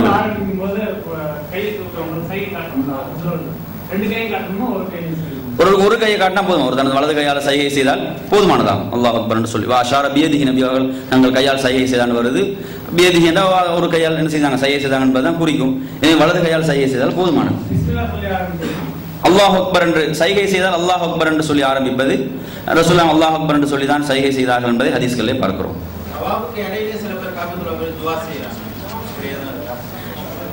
இல்ல, அப்படி எதுவும் ஹதீஸ்கள் கிடைக்கவில்லை. ஒரு தவாஃபை செய்து கொண்டிருக்கின்ற பொழுதே துவா செய்யலாம். ஒருவர் தவாஃபை செய்து கொண்டிருக்கின்ற பொழுது என்ன செய்யலாம், துவாக்களிலே ஈடுபடலாம். அப்படி செய்து கொண்டிருக்கின்ற பொழுது உள்ளே போய் துவா கேட்கக்கூடிய ஒரு முறை கிடையாது. சொல்லுங்க, கஅபத்துல்லாஹ்வுடைய கதவை பிடிச்சி துவா கேட்கிறது சம்பந்தமாக வரக்கூடிய செய்திகள் பலவீனமானவைகள். ஹதீஸ் ஒன்று வருகிறது, ஆனால் ஹதீஸ் ஒரு சஹீஹான ஹதீஸாக கிடைக்கவில்லை. அது ஒரு பலவீனமான செய்தியாக தான் கிடைக்கிறது. நாம் புகாரி முஸ்லீமில் ஆதாரப்பூர்வ ஹதீஸ்களை பார்க்கக்கூடிய ரசூலுல்லாஹ் அவர்கள் அதில் 2 இடங்களை தான் தொட்டார்கள் என்ற அப்துல்லா இப்னு உமர் ஹதீஸ் ஆதாரப்பூர்வமாக இருக்கிறது. அந்த முறையில் செயல்படுவது நாம் சுற்றி கொண்டிருக்கின்ற பொழுது அந்த இடமே துவாக்கள் ஏற்றுக்கொள்ளப்படுகின்ற இடம். எனவே அந்த அடிப்படையிலே நாம் அந்த வணக்கத்தை செய்து கொண்டிருக்கின்ற பொழுது பிரார்த்தனைகளில் ஈடுபடலாம். ஹதீமன் அந்த ஹிஜ்ர் என்று சொல்லக்கூடிய இடத்தை பொறுத்தவரையில் அதான் நான் உங்களுக்கு சொன்னேன். ஆயிஷா ரலியல்லாஹு அன்ஹா அவர்கள் கஅபாவுக்குள் தொழுவதற்கு அல்லாஹ்வின் தூதரிடம் அனுமதி கேட்ட பொழுது அந்த ஹிஜ்ருக்குள் போய் தொழுமாறு தான் கூறினார்கள். அதுவும் கஅபாவுக்கு உட்பட்ட பகுதியாக இருக்கின்ற காரணத்தால். எனவே அப்படி ஒருவர் விரும்பினால் அதில் ஹிஜ்ரில் போய் 2 ரக்காத் தொழுது கொள்ளலாம். அதை ஒரு சிறப்பிச்சோ அல்லது அப்படியான ஹதீஸ் வரல. பொதுவாக ஹரம், அந்த ஹரம் என்ற அந்த மஸ்ஜிதுல் ஹராமுக்குள் தொழப்படுகின்ற தொழுகை இருக்கிறது, அந்த தொழுகைக்கு ஏனைய மஸ்ஜிதுகள் நாம் தொழுகின்ற 1,00,000 ரக்காத் தொழுகைகளுடைய நன்மை அங்கே 2 ரக்காத்துகளுக்கு கிடைத்து விடுகின்றது. அந்த சிறப்பு பொதுவாகவே மஸ்ஜிதுல் ஹராமுக்குள்ள சிறப்பு. ஆயிஷா ரலியல்லாஹு அவர்கள் கஅபாவுக்குள் தொழ அனுமதி கேட்ட பொழுது நபி அவர்கள் அந்த ஹிஜ்ருக்குள் போய் தொழுமாறு கூறினார்கள். அந்த ஹதீஸுக்கு அமைய ஒருவர் விரும்பினால் அதற்குள் போய் 2 ரக்காத் என்ன செய்யலாம், தொழுது கொள்ளலாம். அதுல தொழுதால் உள்ள சிறப்பு தனியாக எதுவும் ஹதீஸ்கள் வரவில்லை. அடுத்த தலைப்புக்கு நிறைய விஷயம் இன்னும் பேச இருக்கிற காரணத்தால கேள்வியில் அவங்க என்ன செய்யலாம், எழுதி வைக்கலாம். கடைசியில் கூட டைம் திரும்ப தருவோம் இன்ஷா அல்லாஹ். அடுத்ததாக நாம் சாயிக்கு வருவோம். தவாஃபுடைய சிறப்புகளை சொல்வதாக இருந்தால் தவாஃபுடைய சிறப்புக்கு சம்பந்தம் வரக்கூடிய ஹதீஸ்களில் திருமிதியில் வரக்கூடிய ஒரு ஹதீஸை சொல்கிறேன். திருமிதியில் வரக்கூடிய ஒரு ஹதீஸ். இந்த ஹதீஸிலே ரசூலுல்லாஹி ஸல்லல்லாஹு அலைஹி வஸல்லம் கூறுகிறார்கள், யா பனி அப்தி மனாஃப் லா தம்னஉ அஹதன் தாஃப பிஹாதல் பைத் வஸல்லா அய்யதி ஸாஅத்தின் ஷாஅ மினல் லைலி மின் லைலின் அவ் நஹார். நபி அவர்கள் சொல்கிறார்கள், அப்து மனாஃப் என்ன உங்களுக்கு தெரியும், அந்த காபாவை நிர்வகித்தவர்களாக ஆரம்பத்திலே அறியாமை காலத்திலே இருந்தவர்கள். அவர்கள் நபி அவர்கள் என்ன சொல்கிறார்கள், யாரையும் இந்த வீட்டை தவாஃப் செய்வதை நீங்கள் தடுக்க கூடாது. அது மாத்திரமல்ல, தொழுகை எந்த நேரத்திலும் அதற்கு பிறகு தொழுது கொள்வதையும் நீங்கள் தடுத்துக் கொள்ளக்கூடாது, இரவிலோ பகலிலோ. எனவே இந்த ஹதீஸின் அடிப்படையில் தான் உதாரணமாக உங்களுக்கு தெரியும், சுன்னத்தான தொழுகைகள் தடுக்கப்பட்ட தொழக்கூடாத நேரங்கள் இருக்கின்றன. உதாரணம் ஃபஜ்ருக்கு பிறகு சுன்னத்தான தொழுகைகள் தொழக்கூடாது, தடுக்கப்பட்டிருக்கிறது. அதே போல அசருக்கு பிறகு மகரிப் வரை சுன்னத்தான தொழுகைகள் எதுவும் தொழக்கூடாது, ஹதீஸ்களை பார்க்கிறோம், தடுக்கப்பட்டிருக்கிறது. இப்ப மகாம இப்ராஹிமுக்கு பின்னால் உள்ள தொழுகை அதை தொழலாம், இந்த ஹதீஸ் அதை சொல்கிறது. ஒரு தவாஃப் செய்த பிறகு உள்ள தொழுகை என்ன செய்யலாம், தொழுது கொள்ளலாம், அதற்கு விதிவிலக்கு இருக்கிறது. அதே போன்று நபிகளார் ஸல்லல்லாஹு அலைஹி வஸல்லம் அவர்கள் கூறிய மற்றொரு ஹதீஸை நாம் பார்க்கிறோம். ரசூலுல்லாஹி ஸல்லல்லாஹு அலைஹி வஸல்லம் அவர்கள் என்ன சொல்கிறார்கள், அத்-தவாஃபு ஹவுலல் பைத்தி மிஸ்ல ஸலாத். தவாஃபை பொறுத்தவரையில் அதை தொழுகை போன்ற ஒரு வணக்கமாகும். அதில் உங்களுக்கு பேசுவதற்கு அனுமதி இருக்கிறது, நீங்கள் பேசினால் நல்லதையே பேசுங்கள் என்று ரசூலுல்லாஹி ஸல்லல்லாஹு அலைஹி வஸல்லம் கூறினார்கள் என்ற செய்தியையும் பார்க்கிறோம். எனவே நறுமை சகோதரர்களே, இந்த அடிப்படையில் ஒருவர் தனது தவாஃபையும் அதே போன்ற மக்காம் இப்ராஹிமுக்கு பின்னால் உள்ள தொழுகையையும் அவர் நிறைவு செய்ய வேண்டும். நிறைவு செய்ததன் பிறகு அவர் என்ன செய்வார், ஜம்சம் நீரை அருந்துவது என்பது ஒரு சுண்ணாவாக இருக்கிறது. ஜம்சம் நீரை அருந்திக் கொள்வது அது மிகவும் ஒரு ஆரோக்கியமான ஒருவருடைய அனைத்து பரக்கத்துகளையும் பெற்றுக் கொடுக்கக்கூடிய ஒன்றாக இருக்கிறது. அதை அருந்துவது, அதை சிலர் நினைக்கிறார்கள் நின்ற நிலையிலே அருந்த வேண்டும், பிஸ்மி சொல்லக்கூடாது, அப்படி எந்த ஒரு ஹதீஸும் வரவில்லை. முஸ்லிம்ல ஒரு ஹதீஸ் வருகிறது, நபி அவர்கள் நின்ற நிலையிலே ஜம்சம் நீரை அருந்தினார்கள் என்று ஹதீஸ் வருது. அது வந்தது ஒரு சுண்ணாவாக இல்லை, நபி அவர்கள் அந்த சூழ்நிலையிலே அமைந்ததாகத்தான் அது எடுக்கப்படுகின்றதை தவிர அதை ஒரு சுண்ணாவாக கருதப்படவில்லை. எனவே ஒருவர் ஜம்சம் நீரை நின்ற நிலையில் தான் அருந்த வேண்டும் என்றோ பிஸ்மி சொல்லக்கூடாது என்றோ எதுவும் வரவில்லை. பிஸ்மி வந்து என்ன செய்யணும், ஒரு ஆரம்பத்தில் சொல்லிக் கொள்ள வேண்டும், அது பொதுவாக உள்ளது. ஒருவர் முடியும் என்றால் உட்கார்ந்த நிலையில் குடிப்பது, அதற்கு முடியாது என்றால் நின்ற நிலையில் அவர் குடித்துக் கொள்ளலாம். நின்ற நிலையில் குடிப்பது சிறப்போ சுண்ணத்தோ என்று எதுவும் செய்திகள் வரவில்லை. அடுத்ததாக இதை முடித்ததன் பிறகு முடியும் என்றால் மறுபடியும் அவர் வந்து ஹஜர் அஸ்வதை முத்தமிட்டுக் கொள்வது, முடியுமாக இருந்தால் முத்தமிடுவது. அப்படி முத்தமிட முடியவில்லை என்றால் அவர் நேராக சாய் செய்வதற்காக அவர் சஃபாவுக்கு வர வேண்டும். அந்த இதை நாம் இப்பொழுது பார்ப்போம்.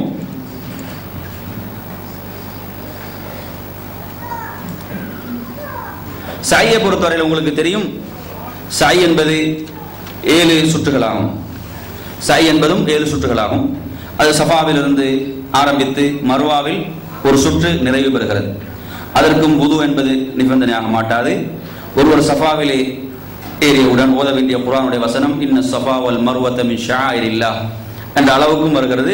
இந்த வசனத்தை முழுமையாக ஓதுவதாக இருந்தால் ஃபமன் ஹஜ்ஜல் பைத அவ் இஅ்தமர ஃபலா ஜுனாஹ அலைஹி அன் யத்தவஃப பிஹிமா வமன் ததவ்வ கைரன் ஃபஇன்னல்லாஹ ஷாக்கிருன் அலீம் என்ற இந்த குர்ஆனுடைய வசனம் இன்ன ஸஃபா வல் மர்வத மின் ஷஆயிரில்லாஹ் என்ற அளவையும் ஓதிக்கொள்ளலாம். இந்த குர்ஆனுடைய வசனம் நிச்சயமாக ஸஃபாவும் மர்வாவும் அல்லாஹ்வுடைய அடையாள சின்னங்கள் என்றும் உள்ளவைகள். எவர் அந்த வீட்டை ஹஜ் செய்கின்றாரோ அல்லது உம்ரா செய்கின்றாரோ அவர்கள் அந்த ஸஃபா மர்வா கடையில் தவாப் செய்வதில் குற்றமில்லை. வமன் ததவ்வ கைரன், எவர் ஒரு ததவ்வான உபரியான ஒன்றை செய்ய விரும்புகிறாரோ அது அவருக்கு நன்மையாக இருக்கிறது. நிச்சயமாக அல்லாஹ் நன்றிக்குரியவனாகவும் யாவற்றையும் அறிந்தவனாகவும் இருக்கிறான். இந்த குர்ஆனுடைய வசனத்தை ஒரு சஃபாவிலே வந்தவுடன் ஓதிக்கொள்வது, அதற்கு பிறகு அவர் தனது 2 கரங்களையும் ஏந்தியவராக காபாவை முன்னோக்கியவராக பிரார்த்தனை செய்தல், துஆ செய்தல். அதைத் தொடர்ந்து லா இலாஹ இல்லல்லாஹு வஹ்தஹு லா ஷரீக லஹு லஹுல் முல்கு வ லஹுல் ஹம்து வ ஹுவ அலா குல்லி ஷைஇன் கதீர் லா இலாஹ இல்லல்லாஹு வஹத அன்ஜஸ வஅதா வ நஸர அப்த வ ஹஸமல் அஹ்ஸாப வஹதா என்ற இந்த திக்ரை 3 முறை சொல்லிக் கொள்ளுதல். இதை சொன்னதன் பிறகு அவர் சஐயை சஃபாவிலிருந்து மர்வாவுக்கு ஆரம்பிக்க வேண்டும். என் அருமை சகோதரர்கள், சிலர் என்ன செய்யாங்கன்னு சொன்னா, இப்படி அந்த சஃபாவில் ஏறும் பொழுது கஅபாவுக்கு கையால் சைகை செய்கின்றார்கள், மர்வாவுக்கு ஏறும் பொழுது கையால் சைகை செய்கின்றார்கள். இப்படி ஒரு நடைமுறை இல்லை, இப்படி நபி அவர்கள் காட்டித் தரவில்லை. மாறாக கைகளை உயர்த்தி கஅபாவை முன்னோக்கி பிரார்த்திப்பது என்பதுதான் அல்லாஹ்வின் தூதருடைய வழிமுறையாக இருந்து கொண்டிருக்கிறது. எனவே இந்த முறையிலே ஒருவர் துஆக்களில் ஈடுபட்டதன் பிறகு, இந்த திக்ர்களை கூறியதன் பிறகு அவர் என்ன செய்ய வேண்டும், சஃபாவிலிருந்து மர்வாவுக்கு செல்ல வேண்டும். அதற்கு முன்னர் நீங்க இந்த குர்ஆனுடைய வசனத்தை நாம் ஓதுங்கள். இன்ன ஸஃபா வல் மர்வத மின் ஷஆயிரில்லாஹ் சொல்லுங்க, மின் ஷஆயிரில்லாஹ் இல்லையா? அதே போன்று நாம் ஓதக்கூடிய திக்ரை பொறுத்தவரை லா இலாஹ இல்லல்லாஹு வஹ்தஹு லா ஷரீக லஹு லஹுல் முல்கு வ லஹுல் ஹம்து வ ஹுவ அலா குல்லி ஷைஇன் கதீர் லா இலாஹ இல்லல்லாஹு வஹத அன்ஜஸ வஅதா வ நஸர அப்தா வ ஹஸமல் அஹ்ஸாப வஹதா என்ற அந்த திக்ரை நாம் 3 முறை சொல்லிக் கொள்வது. சாயை பொறுத்து நாம் சொல்ல வேண்டும், இந்த வலது புஜம் என்பது மூடப்பட்டதாகத்தான் இருக்க வேண்டும். வலது புஜம் திறந்திருப்பது தவாஃபுக்கு மாத்திரம் என்பதை சொன்னோம். அதன் பிறகு சஃபாவிலிருந்து சாயை ஆரம்பித்தவர், பச்சை நிற பல்புகள் வருகின்றன, இவைகளுக்கு மத்தியில் வேகமாக ஓட வேண்டும் ஆண்கள், பெண்கள் அமைதியாக செல்ல வேண்டும். மர்வாவை அடைந்ததும் சஃபாவிலே செய்த அனைத்து காரியங்களையும் மர்வாவில் செய்ய வேண்டும். என்னென்ன காரியங்களை சஃபாவில் செய்தோமோ அந்த காரியங்களை, குர்ஆனுடைய வசனத்தை ஓதுவது, 3 முறை திக்ரை செய்வது, கைகளை ஏந்தி பிரார்த்திப்பது, அதை செய்தவராக திரும்ப மர்வாவிலிருந்து சஃபாவுக்கு வருவது. இப்படி வரும் பொழுதும் பச்சை நிற பல்புகளுக்கு மத்தியில் ஆண்கள் வேகமாக ஓட வேண்டும். மர்வாவின் சஃபாவுக்கு வருவது 2வது சுற்றாக கருதப்படும். இப்படி 7 சுற்றுகள். 7வது சுற்று மர்வாவிலே நிறைவு பெறும். சஃபாவிலிருந்து மர்வாவுக்கு செல்வது ஒரு சுற்று, மர்வாவிலிருந்து சஃபாவுக்கு வருவது 2வது சுற்று. சிலர்கள் தவறாக விளங்கி இருக்கிறார்கள். சஃபாவிலிருந்து மர்வாவுக்கு சென்று மறுபடியும் சஃபாவுக்கு வருவது ஒரு சுற்று, அது பிழையாகும், அது தவறு. சஃபாவிலிருந்து மர்வாவுக்கு செல்வது ஒரு சுற்று. இறுதியாக இந்த சாய் மர்வாவில் தான் நிறைவடையும். இந்த சாயின் பொழுதும் விசேஷமாக எந்த துவாவையும் நபி அவர்கள் அந்த சாய் செய்கின்ற நேரத்தில் ஓதுவதை கற்றுத்தரவில்லை. அப்படி சில புத்தகங்கள் பார்க்கிறோம், எந்த ஆதாரம் அதற்கு கிடையாது. அப்துல்லாஹ் இப்னு மஸ்ஊத் ரலியல்லாஹு அன்ஹு அவர்கள் ஓதியதாக ரப்பி கிஃபிர் வர்ஹம் இன்னக அன்தல் அஸுல் அக்ரம், யா அல்லாஹ் என்னை மன்னிப்பாயாக, அருள் புரிவாயாக, நிச்சயமாக நீ கண்ணியத்துக்குரியவன், சங்கையானவன் என்று அப்துல்லாஹ் இப்னு மஸ்ஊத் ரலியல்லாஹு ஓதியதாக ஒரு செய்தி வருகிறது. நபி அவர்கள் எந்த ஒரு துஆவை ஓதியதாக செய்தியில் வரவில்லை. எனவே விரும்பினால் இந்த துஆவை ஒருவர் ஓதிக்கொள்ளலாம். ஆனால் வேறு எதுவும் விசேஷமான துஆக்கள் எதுவுமே வரவில்லை. எனவே ஒரு விரும்பிய துஆக்களை, பிரார்த்தனைகளை கேட்டுக்கொள்ளலாம். அதே போன்று விரும்பிய திக்ர்களை செய்து கொள்ளலாம். என் அருமை சகோதரர்களே, நாம் கவனமாக இருக்க வேண்டிய விடயம் என்னவென்றால், நாம் அந்த நேரங்களை அதிகமாக துஆக்களில் பிரார்த்தனைகள், நமது தேவைகளை அல்லாஹ்விடத்திலே நாம் கேட்பது, நமக்காக, நமது குடும்பத்துக்காக, முஸ்லிம் உம்மத்துக்காக நாம் பிரார்த்திக்க வேண்டும். ஏன்னா ஒரு சிலரை பார்த்தீங்கன்னு சொன்னா தவாஃப் எடுத்து தவாஃப்லே மொபைலோட தான் சுற்றுவார், சைலே மொபைலோட தான் சுற்றுவார். ஆனால் இது என்னது? உலக காரியங்களை விட்டு நாம் விடுபட்டு நமது நேரங்களை அந்த இபாதத்தில் முழுமையாக கவனம் செலுத்த வேண்டும். இந்த சிந்தனைகளை நாம் ஏற்படுத்திக் கொள்ள வேண்டும். எனவே நறுமை சகோதரர்களே, இப்படியாக ஒருவர் இறுதியாக மருவாவிலே சாயை அந்த 7வது சுற்றை நிறைவு செய்வார். 7வது சுற்றை நிறைவு செய்வார். நிறைவு செய்ததன் பிறகு, இந்த 7 சுற்றுகள் நிறைவடைந்ததன் பிறகு, என் அருமை சகோதரர்களே, தமத்து முறையிலே ஹஜ் செய்யக்கூடியவர் முடியை மலிப்பது, நன்றாக முடியை முழுமையாக மலிப்பது சிறந்தது, அல்லது நன்றாக குறைத்துக் கொள்வது. ஹஜ்ஜுக்குரிய நாட்கள் மிக நெருக்கமாக இருக்கும் என்றால் முடியை குறைத்துக் கொள்வது நல்லது. அப்படி நாட்கள் மிக தொலைவில் இருக்கிறது என்றால் மலித்துக் கொள்வதுதான் சிறப்பானது. அவர்களுக்கு நபி அவர்கள் அதிகமாக துஆ செய்திருக்கிறார்கள். ஆனால் கிரான் முறையிலும் இஃப்ராத் முறையிலும் ஹஜ்ஜை நிறைவேற்றக்கூடியவர்கள் இஹ்ராமிலிருந்து வெளியேற மாட்டார்கள். அவர்கள் சையோடு அவர்கள் நின்று விடுவார்கள். அவர்கள் தொடர்ந்து இஹ்ராமிலே இருப்பார்கள். ஆனால் தமத்து முறையிலே செய்யக்கூடியவர் என்ன செய்ய வேண்டும்?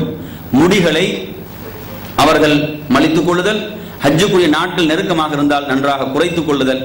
அப்படி செய்தவுடன் அவர்கள் இஹ்ராமிலிருந்து முழுமையாக வெளியேறுகின்றார்கள்.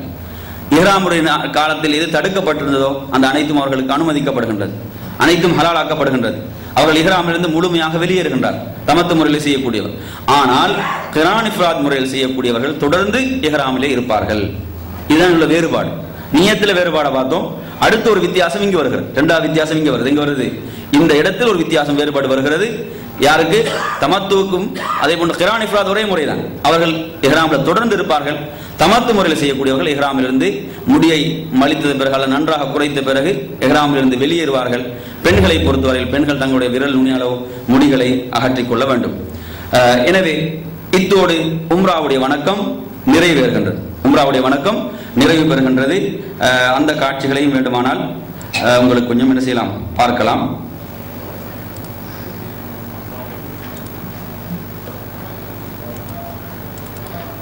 உங்களுக்கு எதுவும் கேள்விகள் அதில் இருந்தால் கூட இது ஜம்சமுடைய அந்த இது ஐ செய்வதற்காக சஃபாவுக்கு வரக்கூடிய காட்சிகள்.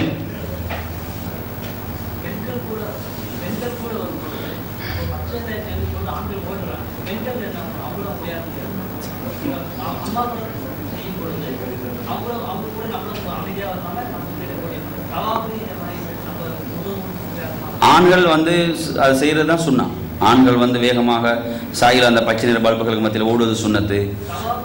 அதே மாதிரி தவாஃபிலே 3 சுத்துகள் ஆண்கள் அப்படி கால்களை நெருக்கி வைத்து வேகமாக நடப்பது சுன்னத்து.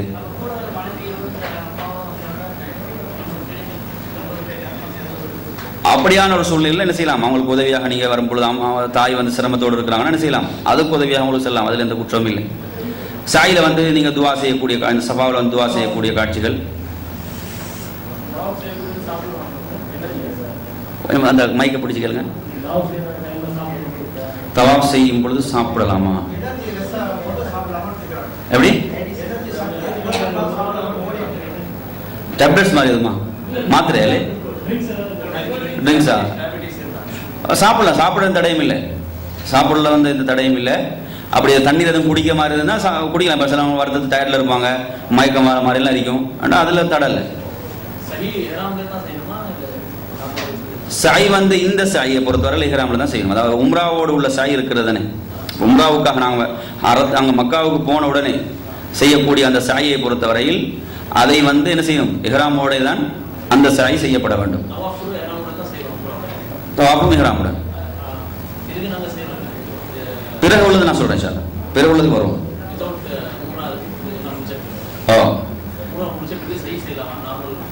இல்லை, உம்ரா ஒரு முடிஞ்சதன் பிறகு சுன்னத்தான தவாஃபுகள் செய்வதற்கு தான் ஆதாரம் இருக்கிறது. சை இல்லை, சுன்னத்தான தவாஃபுகள்.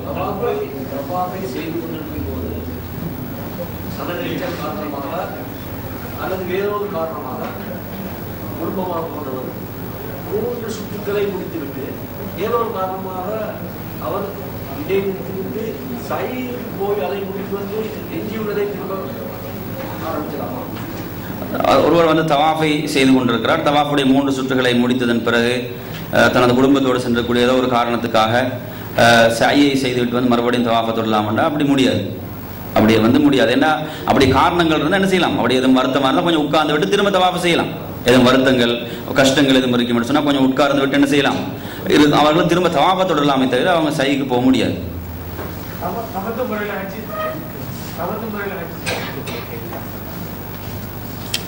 சொல்லுங்க.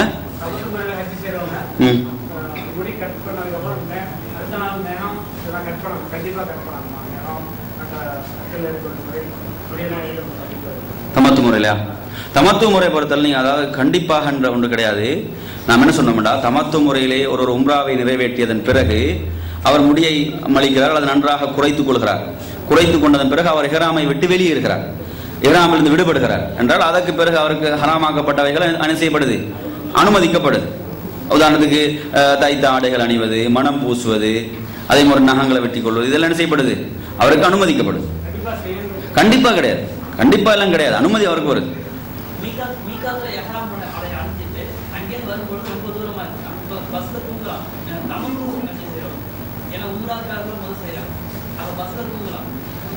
அதாவது இப்போ ஒருவர் வந்து இஹ்ராம் அணிந்து நியத்து வச்சதன் பிறகு என்ன செய்கிறார்? தனது பயணத்தை மேற்கொண்டு ஹரத்துக்கு வருகிறார். வரும் பொழுது பயணம் தொலைவாக இருக்கிறது, பஸ்ல தூங்கலாமான்னு கேட்கிறார். தூங்கலாம், தூங்குறத தடல்ல, என்ன செய்யலாம்? தூங்கலாம். ஆனால் அந்த நேரத்தில் நாங்கள் தல்பியா சொல்லிக் கொண்டிருப்பது சுன்னா. தல்பியாவை அதிகம் தல்பியாவை சொல்லிக் கொண்டு வருவது ஒரு சுன்னத்தான விஷயம். எனவே அதை நாங்கள் கடைபிடிக்க வேண்டும்.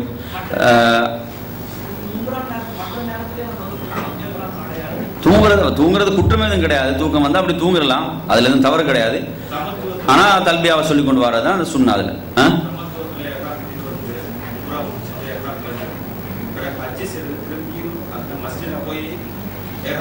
அதான் சொல்லுவோம். அந்த அதுக்கு வந்துடும். இதுக்கு முன் இது விளங்கப்படுத்துறது தான் கேளுங்க. அது அதே மாதிரி பெண்களுடைய பகுதியில் ஒரு கேள்வி வந்திருக்கிறது. உதுவோடு தவாஃபை துவக்கிவிட்டு இடையில் உது முறிந்து விட்டால் மீண்டும் உழு செய்ய தேவையில்லை என்று கூறினீர்கள். உழு இல்லாத நிலையில் தவாஃபை தொடரலாமா? தாராளமாக தொடரலாம். அதான் உழு தவாஃபுக்கு வந்து உது கட்டாயம் என்று செய்திகள் எதுவும் நேரடியாக கிடைக்கவில்லை. ரசூலுல்லாஹ் என்ன செஞ்சாங்க? தவாஃபை ஆரம்பிக்கின்ற பொழுது உது செய்தார்கள், உழு செய்து விட்டு ஆரம்பித்தாங்கன்னு செய்தி வருது. உழு செய்து விட்டு ஆரம்பித்தாங்கன்னு வருது. எனவே அந்த உதுவை செய்துவிட்டு ஒரு ஆரம்பிப்பது சுன்னாவை தவிர உழு முறிந்தால் உழுவை செய்துவிட்டு வர வேண்டும் என்ற அளவுக்கு செய்திகள் கிடைக்கலன்னு தான் சொன்னேன். அப்ப வந்து தொடரலாம். ஆனா அவங்க வந்து தவாஃப் முடித்த பிறகு மகாம் இப்ராஹிமுக்கு பின்னால் தொழுவதற்கு உது அவசியம். அதுக்கு என்ன செய்யும்? தொழுகைக்கு உது அவசியம். அஸ்ஸலாமு அலைக்கும். இன்ஷா அல்லாஹ் நான் ஹஜ்ஜுக்கு போகின்ற வேளையில் எனக்கு மாதவிடாய் ஏற்பட்டு விட்டால் ஹஜ் செய்ய முடியுமா? முடியும் என்றால் எப்படி செய்யும்? இது வந்து பின்னாடி சில விளங்கப்படுத்தும். அந்த விஷயம் வரும், மாதவிடாய் சம்பந்தமான விஷயங்கள் அதை தெளிவுபடுத்துவோம் இன்ஷா அல்லாஹ். இப்பொழுது நாம் அடுத்த தலைப்புக்கு செல்வோம். நேரமும் வந்து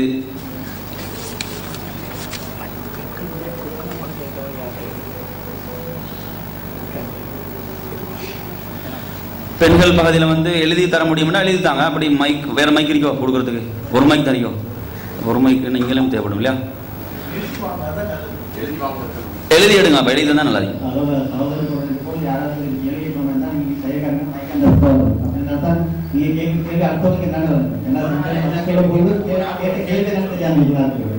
இல்லை, ஒரு ஆள் ஒரு கேள்வின்னு சொல்ல முடியாதுன்னா என்ன? ஹஜ்ஜுக்கு தானே நிறைய பேர் ஹஜ்ஜுக்கு போறவங்க இருக்கிறதால நம்மளோட சந்தேகங்கள் வரும்.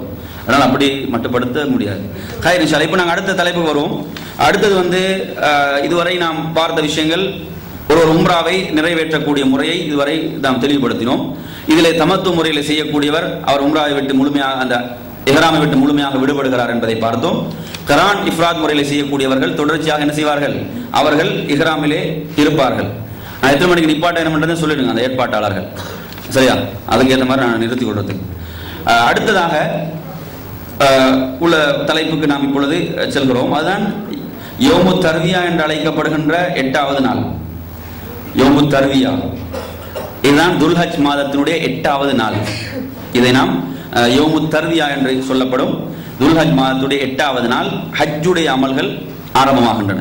ஹஜ்ஜுடைய வணக்கங்கள் துல்ஹஜ் 8வது நாள் தான் ஆரம்பிக்கப்படும். இதிலே முதலாவதாக நாம் கவனிக்க வேண்டியது உம்ராவுக்கு முதல் ஒரு உம்ராவுக்காக இஹ்ராம் அணிந்து நியத் வைப்பதற்கு முன் என்னென்ன சுன்னத்தான அமல்களை செய்தார்களோ அவைகளை செய்து கொள்வது. உதாரணமாக குளித்தல், மனம் பூசுதல். இது யாரு? தமத்து முறையில் செய்யக்கூடியவருக்கு தான் இதெல்லாம் வரும். ஏன்னா மற்ற கிரான் இஃப்ராத் முறையில் செய்யக்கூடியவங்க தொடர்ந்து என்ன செய்வாங்க? இஹ்ராம்ல இருப்பார்கள். அவங்க வேற விசேஷம் ஒரு நியத் என்பது கிடையாது. அவங்க தொடர்ச்சியாக இஹ்ராம்ல இருக்கின்றார்கள். தமத்து முறையில் செய்யக்கூடியவர்கள் உம்ராவுக்காக இஹ்ராம் அணிந்து நியத் வைப்பதற்கு முன்னர் உள்ள சுன்னத்துகள், குளித்துக் கொள்ளுதல், மனம் பூசிக்கொள்ளுதல், இந்த சுன்னாக்களை செய்து கொள்ளுதல். அதே போன்று எந்த இடத்திலே இருக்கின்றோமோ, எந்த இடத்துல அவர் இருக்கின்றாரோ அந்த இடத்திலிருந்து இஹ்ராம் ஆடையை அணிந்து ஹஜ்ஜுக்காக நியத்து வைத்தல். ஹஜ்ஜுக்காக நியத்து வைத்து அல்லாஹ் ஹஜ்ஜை உனக்காக செய்கிறேன் என்று நியத்து வைத்தவராக லப்பைக்க ஹஜ்ஜன் என்று அவர் கூறுவார். லப்பைக்க ஹஜ்ஜன் என்று அவர் இருக்கக்கூடிய இடத்திலே அவர் என்ன செய்வார்?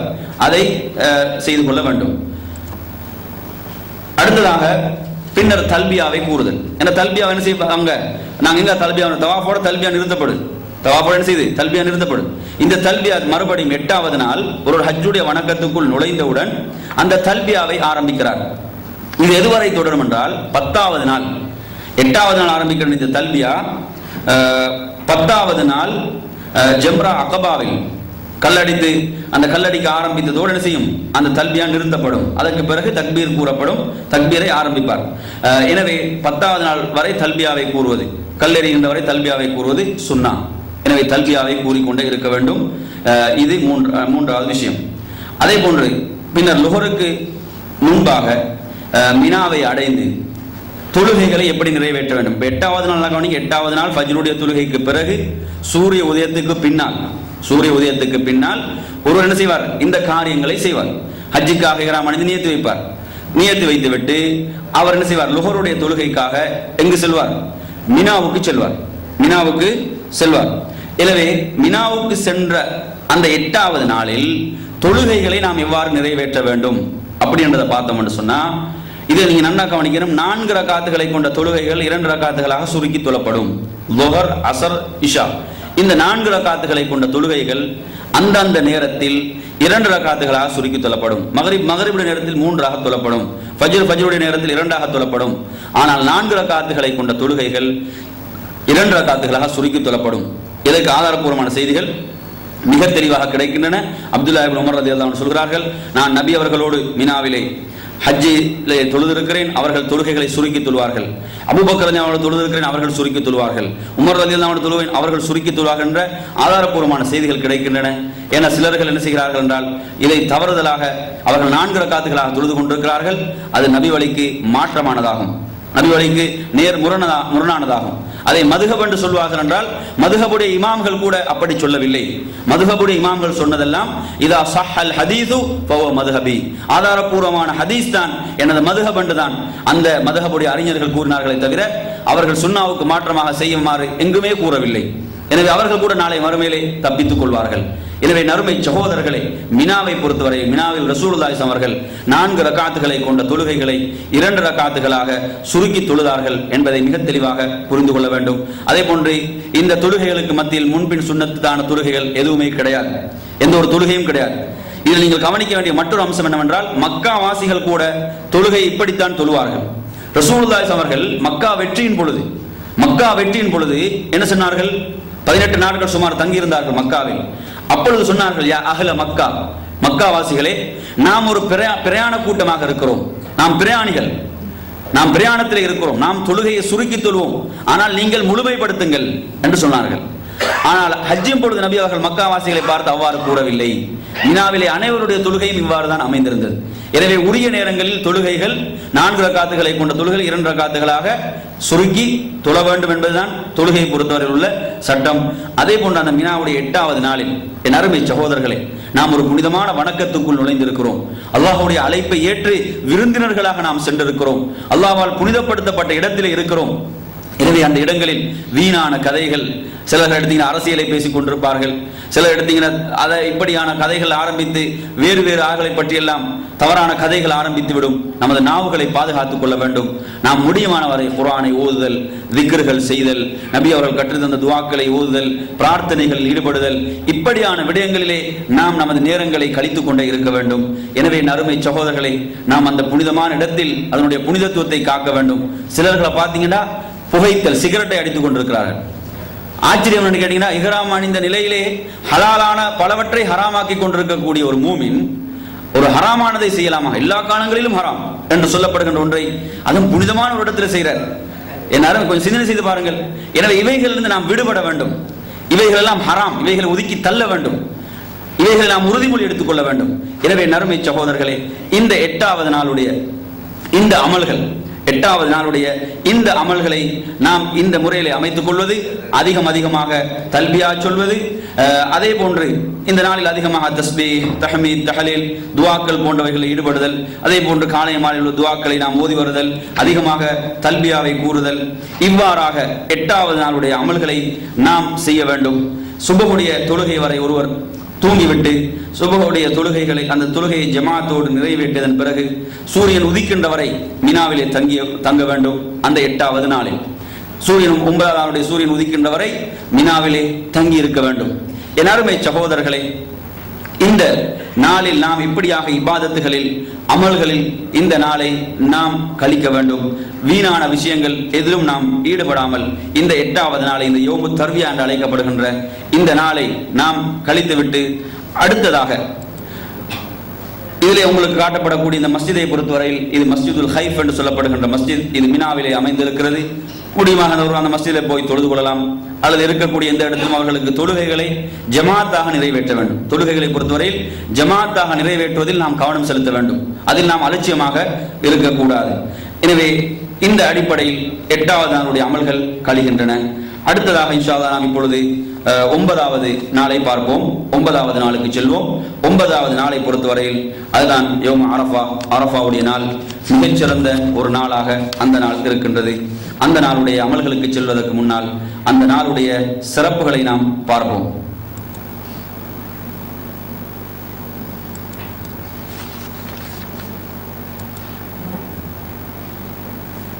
சூரியன் உதயமானதுக்கு பிறகு மினாவில் ஒரு சுபஹுடைய ஃபஜ்ருடைய தொழுகையை தொழுகின்றார். தொழுதுவிட்டு சூரிய உதயத்துக்கு பிறகு அவர் தல்பியாவை கூறியவராக அரஃபாவை நோக்கி வெளியேற வேண்டும். என் அருமை சகோதரர்களே, இது ஒரு மிகச்சிறந்த நாள். ஒரு ஹாஜி, ஹஜ்ஜுக்கு செல்லக்கூடிய ஒருவர் இது தனது வாழ்நாளில் கிடைக்கக்கூடிய மிகச்சிறந்த ஒரு நாளாக இந்த நாளை எண்ண வேண்டும். இது ஒரு சாதாரண நாளாக நினைக்க கூடாது. முஸ்லிமிலே இடம்பெறக்கூடிய ஹதீஸ், ஆயிஷா ரலியல்லாஹு அன்ஹா அவர்கள் ரிவாயத் செய்கின்றார்கள். நபிகளார் ஸல்லல்லாஹு அலைஹி வஸல்லம் அவர்கள் கூறுகின்றார்கள், அல்லாஹு தஆலா நரகத்துக்குரியவர்களை அதிகம் விடுதலை செய்கின்ற நாள் அரஃபாவுடைய நாளாகும். அந்த நாளில் அல்லாஹு தஆலா நரகத்துக்குரியவர்களை அதிகம் விடுதலை செய்கின்றான். அல்லாஹ் அடியார்களின் பக்கம் நெருங்கியவனாக தனது மலக்குகளிடம் பெருமையோடு பேசுகின்றான். தனது அடியார்களை பற்றி பெருமையோடு அல்லாஹு தஆலா பேசுகிறான். அல்லாஹ் என்ன கேட்கிறான்? மா அராத ஹாவுலா, இவர்கள் எதை நாடி வந்திருக்கிறார்கள், இவர்கள் எதை விரும்பி வந்திருக்கிறார்கள் என்று அல்லாஹ் பெருமையோடு கேட்கிறான். என் அருமை சகோதரர்களே, நாம் எதை நாடி அங்கு சென்றிருக்கிறோம்? அல்லாஹுடைய திருப்பொருத்தத்தை நாடி சென்றிருக்கிறோம். நாளை மறுமையுடைய அந்த நிலையான வெற்றியை நாடி சென்றிருக்கிறோம். அதுதான் நமது இலட்சியம், அதுதான் நமது இலக்கு. அந்த இலக்கை நிச்சயமாக நமக்கு அடையலாம். அல்லாஹு தஆலா அதைத்தான் இங்கு கேள்வியாக கேட்டுக்கொண்டிருக்கிறான். மா அராத ஹாஉலா, இவர்கள் எதை நாடியவர்களாக விரும்பியவர்களாக வந்திருக்கிறார்கள் என்று அல்லாஹ் வானவர்களிடம் பெருமையோடு கேட்கிறான். எனவே என் அருமை சகோதரர்களே, இந்த நாளில் நாம் ஒரு மிகச்சிறந்த நாளாக, நமது வாழ்நாளில் கிடைத்த ஒரு சிறந்த நாளாக இந்த நாளை கருத வேண்டும். இந்த நாளில் நாம் வீணான காரியங்கள் ஈடுபடுவதோ அல்லது தூக்கத்தில் அதிக நேரத்தை கழிப்பதோ இப்படி செய்து விடாமல் இபாதத்துகளில், வணக்க வழிபாடுகளில் இந்த நாளை நாம் கழிக்க வேண்டும். குறிப்பாக நாம் இந்த நாளுடைய தொழுகையை எவ்வாறு அமைத்துக் கொள்ள வேண்டும் என்பதை முதலாவது பார்ப்போம். இந்த நாளுடைய தொழுகையை நாம் எவ்வாறு அமைத்துக் கொள்வது. இதுல இரண்டாவது விஷயம், சூரியன் உச்சியிலிருந்து சாயும் வரை வாதி உரணா நமிராவில் தங்கி மஸ்ஜிது நமிராவில் நடக்கும் ஃபுத்பா பிரசங்கத்தில் கலந்து அங்கு நடைபெறும் ஜமாத்து தொழுகையிலே கலந்து கொள்ள வேண்டும். என் அருமையான சகோதரர்களே, இப்ப லுஹருடைய நேரம் வரை முடியும் என்றால் உங்களுக்கு தெரியும் மஸ்ஜிது நமிரா. மஸ்ஜிது நமிரா வந்து இதுல உங்களுக்கு காட்டப்படும். இதுதான் மஸ்ஜிது நமிரா. இந்த இடத்துல இருக்கக்கூடிய இந்த மஸ்ஜித், இந்த மஸ்ஜிது நமிராவில் முடியும் என்றால் ஒருவர் என்ன செய்யலாம்? அந்த மஸ்ஜிதுக்குள் சென்று அங்கு நடைபெறுகின்ற உரையை செவிமடுக்கலாம். அங்கு நடக்கக்கூடிய தொழுகை, அந்த தொழுகையிலே கலந்து கொள்ளலாம். ஆனால் அனைத்து மக்களுக்கும் அந்த மஸ்ஜிதுக்குள் செல்ல முடியாது. ஏன்னா 30 லட்சத்துக்கு மேற்பட்ட மக்கள் ஒன்று கூடுகிறார்கள் என்று சொன்னால் அனைவரும் அந்த மஸ்ஜிதுக்குள் நுழைய முடியாது. ரசூலுல்லாஹி ஸல்லல்லாஹு சொன்னார்கள், அல் அரஃபா குல்லுஹா மௌகிஃப், அரஃபாவுடைய அனைத்து இடங்களும் தங்குவதற்குரிய இடங்கள் தான். அரஃபாவில் எந்த இடத்திலும் தங்கிக் கொள்ளலாம் என்று நபி அவர்கள் கூறினார்கள். எனவே அந்த மஸ்ஜிதுக்கு செல்ல முடியாதென்றால் நாம் அரஃபாவுக்குள் இருக்கிறோமா என்பதை உறுதிப்படுத்தி அரஃபாவுக்குள் நாம் இருக்க வேண்டும். ஏன்னா ஹஜ்ஜு அரஃபா, நபி அவர்கள் சொன்னார்கள் அரஃபாவில் தங்குவதான ஹஜ் என்று சொன்னார்கள். எனவே நாம் உறுதிப்படுத்திக் கொள்ள வேண்டும், நாம் அரஃபாவுக்குள் இருக்கின்றோமா, அரஃபாவுடைய எல்லைக்குள் இருக்கின்றோமா என்பதை உறுதிப்படுத்தி நாம் அரஃபாவில் எந்த இடத்திலும் நமக்கு தங்கிக் கொள்ளலாம். தொழுகைகளை பொறுத்தவரையில் அங்கு நடைபெறுகின்ற அந்த உரையை தொடர்ந்து லுஹருடைய தொழுகை, அந்த தொழுகைக்காக அதான் சொல்லப்பட்டு இக்காமத் சொல்லப்பட்டு 4 ரக்காத்துகளை கொண்ட அந்த தொழுகை 2 ரக்காத்துகளாக சுருக்கி தொழப்படும். அதைத் தொடர்ந்து அசருடைய தொழுகைக்காக இக்காமத் சொல்லப்பட்டு அசரை அந்த 4 ரக்காத்துகளை 2ஆக சுருக்கி லுஹருடைய நேரத்திலே தொழப்படும். இவ்வாறு தொழுகை ஒருவர் தொழ வேண்டும். லுஹரையும் அசரையும் லுஹருடைய நேரத்தில் தொழப்படும். ஒவ்வொரு தொழுகையும் அந்த 4 ரக்காத்துகளை கொண்ட தொழுகைகள் 2 ரக்காத்துகளாக சுருக்கி தொழப்படும். அவைகளுக்கு மத்தியில் வேறு எந்த ஒரு தொழுகையும் கிடையாது என்பதை நாம் விளங்கிக் கொள்ள வேண்டும். அதே போன்று சூரியன் மறைகின்ற வரை ஒருவர் கிப்லாவை முன்னோக்கியவராக 2 கரங்களை ஏந்தி பிரார்த்தித்தல், இதுதான் நபி அவர்கள் முழுமையாக ஈடுபட்டார்கள். பாருங்கள், தொழுகையை கூட ஒரே நேரத்தில் தொழுதுவிட்டு நபி அவர்கள் முழுமையாக எதில் ஈடுபட்டார்கள்? துஆவில் ஈடுபட்டார்கள், பிரார்த்தனையில் ஈடுபட்டார்கள். பிரார்த்தனை மிக உயர்ந்த ஒரு இபாதத், மிகச் சிறந்த ஒரு இபாதத். என் அருமை சகோதரர்களே, அந்த பிரார்த்தனையை நாம் அதனுடைய ஒழுங்குகளை உரிய முறையில் விளங்கி நாம் பிரார்த்தனைகளில் ஈடுபட வேண்டும். நாம் கிப்லாவை முன்னோக்கியவர்களாக கைகளை ஏந்தி நமது இந்த உலக வாழ்க்கை, மறுமையுடைய வாழ்க்கை, அதே போன்று நமது குடும்பம், நமது உறவினர்கள், பெற்றோர்கள், முஸ்லிம் உம்மத், இந்த அனைத்துக்காகவும் நாம் பிரார்த்திப்பதற்கு கடமைப்பட்டிருக்கிறோம். அதே போன்று சூரியன் முழுமையாக நன்றாக மறைகின்ற வரை ஒரு அரஃபாவை விட்டு வெளியேறக்கூடாது. இங்கே நீங்கள் பார்க்கக்கூடிய இந்த ஜபலுர் ரஹ்மா என்று சொல்லப்படுகின்ற இந்த மலையை பொறுத்தவரையில் இது ஏறுவது ஒரு நபி வழியாகவோ அல்லது ஒரு சிறந்த காரியமாக ஒருவர் கருதுவார் என்றால் அது ஒரு பிழையாகும், அது ஒரு பித்ஆவாகும். ஏனென்றால் நபிகளால் ஸல்லல்லாஹு அலைஹி வஸல்லம் அப்படி ஒரு வழிமுறையை காட்டி தரவில்லை. நபி அவர்கள் இந்த மலைக்கு கீழ்தான் இருந்தார்கள், கிப்லாவை முன்னோக்கி பிரார்த்தித்தார்கள். இந்த மலையில் ஏறுவதை ஒரு சிறந்த காரியமாகவோ ஒரு புனித காரியமாக நபி அவர்கள் சொல்லவில்லை. நபி அவர்கள் சொன்னதெல்லாம் அல் அரஃபா குல்லுஹா மௌகிஃப், அரஃபாவுடைய அனைத்து இடங்களும் தங்குவதற்குரிய இடங்கள் என்று தான் கூறினார்கள். எனவே நறுமை சகோதரர்களே, இதில் ஏறுவதை ஒருவர் சிறப்பாக கருதுவார் என்றால் அது பிழை, அது நபி வழி அல்ல. எனவே ஒருவர் என்ன செய்ய வேண்டும்? அவர் இங்கே கிப்லாவை முன்னோக்கியவராக, இங்கே இருக்கக்கூடிய இந்த ஜபல் அரஃபா இருக்கிறது, வாதி உரனா, மஸ்ஜிது நமீரா, இந்த மலைக்கு கீழே இருந்தாலோ அல்லது அவர் அரஃபாவில் எந்த இடத்தில் இருக்கிறாரோ அந்த இடத்திலிருந்து கிப்லாவை முன்னோக்கியவராக அவர் பிரார்த்திக்க வேண்டும். எனவே நறுமை சகோதரர்களே, இந்த அரஃபாவுடைய நாளில் நாம் அதிகம் தல்பியாக்களை கூறியவர்களாக, விக்ர்கள் செய்தவர்களாக, கைகளை ஏந்தி அல்லாஹ்விடம் துஆ செய்ய வேண்டும், பிரார்த்திக்க வேண்டும். ஷைத்தான் நமது சிந்தனைகளை வேறு பக்கம் திருப்பிவிடக் கூடாது. இந்த நாள் நமது வாழ்க்கையிலே கிடைக்கக்கூடிய ஒரு சிறந்த நாளாக கருத வேண்டும். இந்த நாளில் ஹாஜிகள் அரஃபாவில் இருக்கக்கூடியவர்கள் நோன்பு நோக்க மாட்டார்கள். நபிகளார் ஸல்லல்லாஹு அலைஹி வஸல்லம் தனது இறுதி ஹஜ்ஜின் பொழுது தண்ணீரை கையில் எடுத்து அனைத்து மக்களும் பார்க்கும்படி அதை குடித்தார்கள். ஏன்? நபி அவர்கள் ஹஜ்ஜிலே அந்த அரஃபாவில் இருக்கும் பொழுது நோன்பு நோக்கவில்லை, அது சுன்னத்து கிடையாது. ஆனால் ஊரிலே தங்கிவிட்டவர்கள், அந்த ஹஜ்ஜுக்கு செல்லாமல் ஊரில் இருப்பவர்கள் தான் அந்த நோன்பை நோட்பது சுன்னத்தாக இருக்கிறது. ஹாஜிகள் நோன்பு நோக்க மாட்டார்கள் என்பதையும் இந்த இடத்தில் விளங்கிக் கொள்ள வேண்டும். எனவே நறுமை சகோதரர்களை, இந்த அரஃபாவுடைய நாளில் நாம் அதிகமாக துஆவிலும் பிரார்த்தனையிலும் இந்த நாளை கழிக்க வேண்டும். சூரியன் முழுமையாக மறைந்ததும் ஒருவர் அரஃபாவை விட்டு வெளியேற வேண்டும். அதிலே சில காட்சிகள் வேண்டுமானால் உங்களுக்கு இப்பொழுது அரஃபாவுடைய காட்சிகளை பார்க்கலாம்.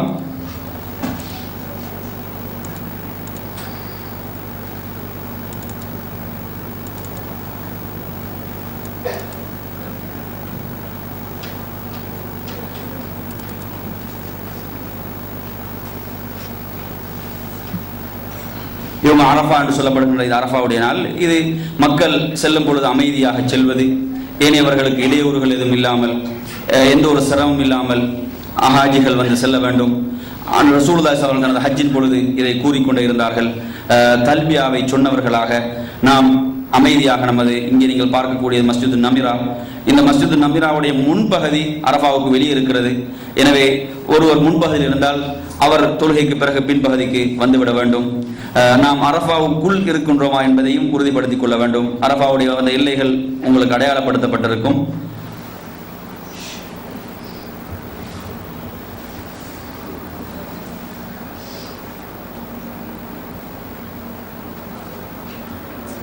இங்கே பார்த்தீங்கன்னா நிறைய பேர் வலது புஜம் திறந்திருக்கிறார்கள். இது ஒரு பிழையான ஒரு நடைமுறை. நாம் சொன்னோம், வலது புஜம் திறந்திருக்க வேண்டியது தவாஃபில் மாத்திரமுள்ள ஒரு விஷயம். அதிகமானவங்க செய்யறாங்கன்னு நீங்க செஞ்சிடக்கூடாது. என்ன செய்யறாங்க? அதிகமானவங்க செய்யறாங்கன்ற அளவுகோல் கிடையாது. அல்லாஹ்வின் தூதர் எப்படி செய்தார்கள் அதுதான் நாம் செய்ய வேண்டும். சிலவங்க வந்து எவ்வளவு தான் சொல்லிக் கொடுத்தாலும், அதே மாதிரி இங்கே நடைபெறக்கூடிய உரை, அங்கே ஒரு உரை நிகழ்த்தப்பட்ட ரசூலுல்லாஹ் தனது வரலாற்று சிறப்புக்கு ஒரு உரையை நிகழ்த்தினார்கள். அதில் மனிதர்களுடைய உரிமைகளை பற்றி எல்லாம் நினைவுபடுத்தினார்கள். எனவே அந்த உரையை முடியும் என்றால் செய்மடுப்பது.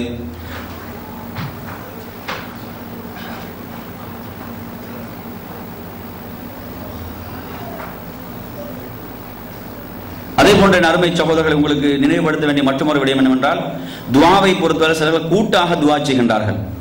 சிலர்கள் பார்த்தீங்கன்னா ஊர்ல இருந்து வரக்கூடிய ஹஜ் குரூப்புகள் நிறைய வருது. அதில் என்ன செய்யறது, வழிகாட்டிகளாக வரக்கூடியவர்கள் என்ன செய்யறாங்க, வழிமாறி செல்கிறார்கள்.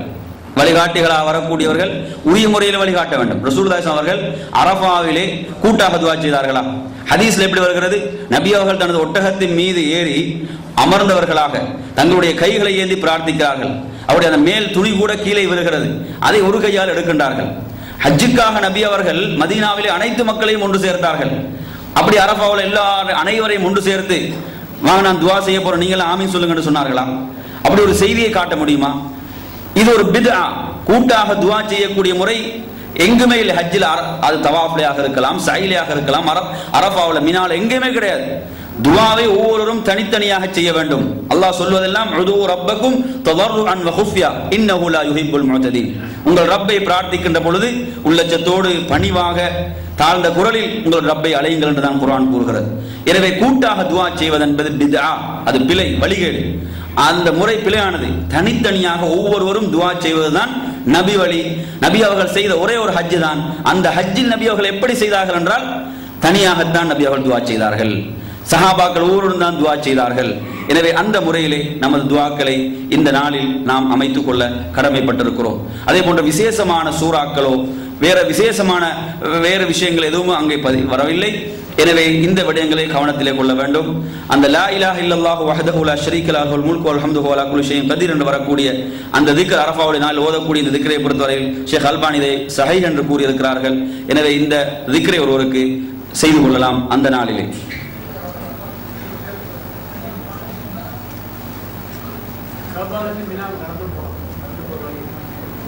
காபாவிலிருந்து மினாவுக்கா நடைபாதைகள் இருக்கிறது. நடைபாதைகள் விரும்பினா ஒருத்தர் போகலாம், அப்படி விருப்பம்னு சொன்னான். ஆனால் தங்களை ஒரு தினம் அதுக்காக தங்களை வருத்தி கொள்ளாமல் இப்போ ட்ரெயினெல்லாம் விட்டுருக்கிறாங்க. இப்போ நல்ல நிறைய வசதிகள் செய்து கொடுக்கப்பட்டிருக்கிறது மாஷா அல்லாஹ் ஹாஜிகளுக்கு.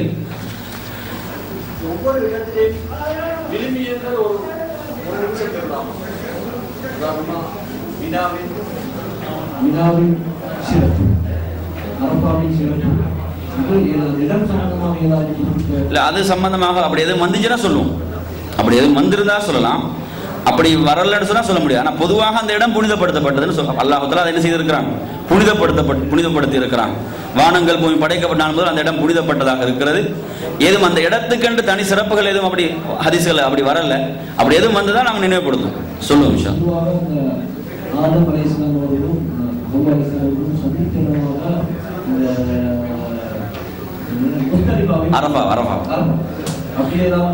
அதாவது ஒரு கேள்வி கேட்கப்படுகிறது. இப்ப இந்த அரஃபாண்ட வார்த்தை எடுத்தீங்கன்னா என்னது, அரஃபாண்டா அறிமுகம், அறிந்து கொள்றது தானே. அரபுல சொல்லுவாங்க அரஃபாண்டா அறிஞ்சு கொள்றது, அரஃபாண்டா அறிந்து கொள்ளுதல், அந்த மாதிரி உள்ள பொருள் இருக்கிறது. அப்ப அதை வைத்து என்ன சொல்றாங்கன்னா, ஆதம் அலைஹிஸ்ஸலாம் அவர்களும் ஹவ்வா அலைஹிஸ்ஸலாம் அவர்களும் சந்தித்து கொண்ட இடம் தான் என்னது, அரஃபா. அதனால தான் அதுக்கு அரஃபான்னு பேரண்டா ஆதாரப்பூர்வம் எந்த ஹதீஸும் கிடைக்கல. அப்படி ஒரு செய்யான ஒரு எந்த ஒரு ஹதீஸும் நபி அவர்கள் சொன்னதாக அதில் கிடைக்கவில்லை. எனவே அது ஒரு மூட கருத்தாகத்தான் கொள்ள முடியுமே தவிர, செய்யான ஹதீஸ் அதில் கிடைக்காத காரணத்தால அப்படித்தான் சொல்ல முடியுமே தவிர என்னது அதில் வேற சரியான ஒரு கருத்தாக அது இல்லை. சரியான ஒரு கருத்தாக அது நமக்கு கிடைக்கவில்லை. ஆதாரப்பூர்வமான ஹதீஸ்களிலும் அது கிடைக்கவில்லை. அதன் அதற்குரிய பதில். இப்பொழுது இன்ஷா அல்லாஹ் நமது நேரமும் நிறைவடைய போகின்றது. நாங்கள் நேரத்தை இப்போ உணவும் தயாராக இருக்கின்றது. இதுக்கு மேலே சொன்னால் ஏறாதுன்னு நினைக்கிறேன். நான் சாப்பாட்டை கொண்டு வந்து வச்சுட்டாங்க. இதுக்கு மேலே சொன்னாங்க. அப்போ இன்ஷா அல்லாஹ் நாங்கள் அடுத்தது நமது பகல் உணவு, அசருடைய தொழுகை, அதைத் தொடர்ந்து அடுத்த இறுதி அமர்வு இன்ஷா அல்லாஹ் ஆரம்பமாகும். இத்துடன் நிறைவு செய்து கொள்கிறோம். அல்லாஹ் உங்கள் அனைவர்களுக்கும் அருள் செய்ய போதுமானவன். ஒவ்வொரு சஹன்லையும் 5 பேர் உட்காருமாறு கேட்டுக்கொள்ளப்படுகின்றார்கள். உங்களுடைய கைகளை கழுவிட்டு அடுத்த முக்கியமான விஷயம், வலது கையால் சாப்பிட வேண்டும், வலது கையால் குடிக்க வேண்டும். சாப்பிடும் பொழுதும் நீங்கள் தண்ணீர் குடிக்கிறீங்கன்னா வலது கையாலே குடிங்க. இடது கையால் குடிக்கிறது ஷைத்தானுடைய பழக்கம் என்று ஹதீஸ் கூறுகிறது. இத்தோடு நிறைவு செய்து கொள்கிறோம். சுப்ஹானக்கல்லாஹி வபிஹம்திக அஷ்ஹது அல்லா இலாஹா இல்லா அன்த அஸ்தக்ஃபிருக வ அத்தூபு இலைக். அஸ்ஸலாமு அலைக்கும்.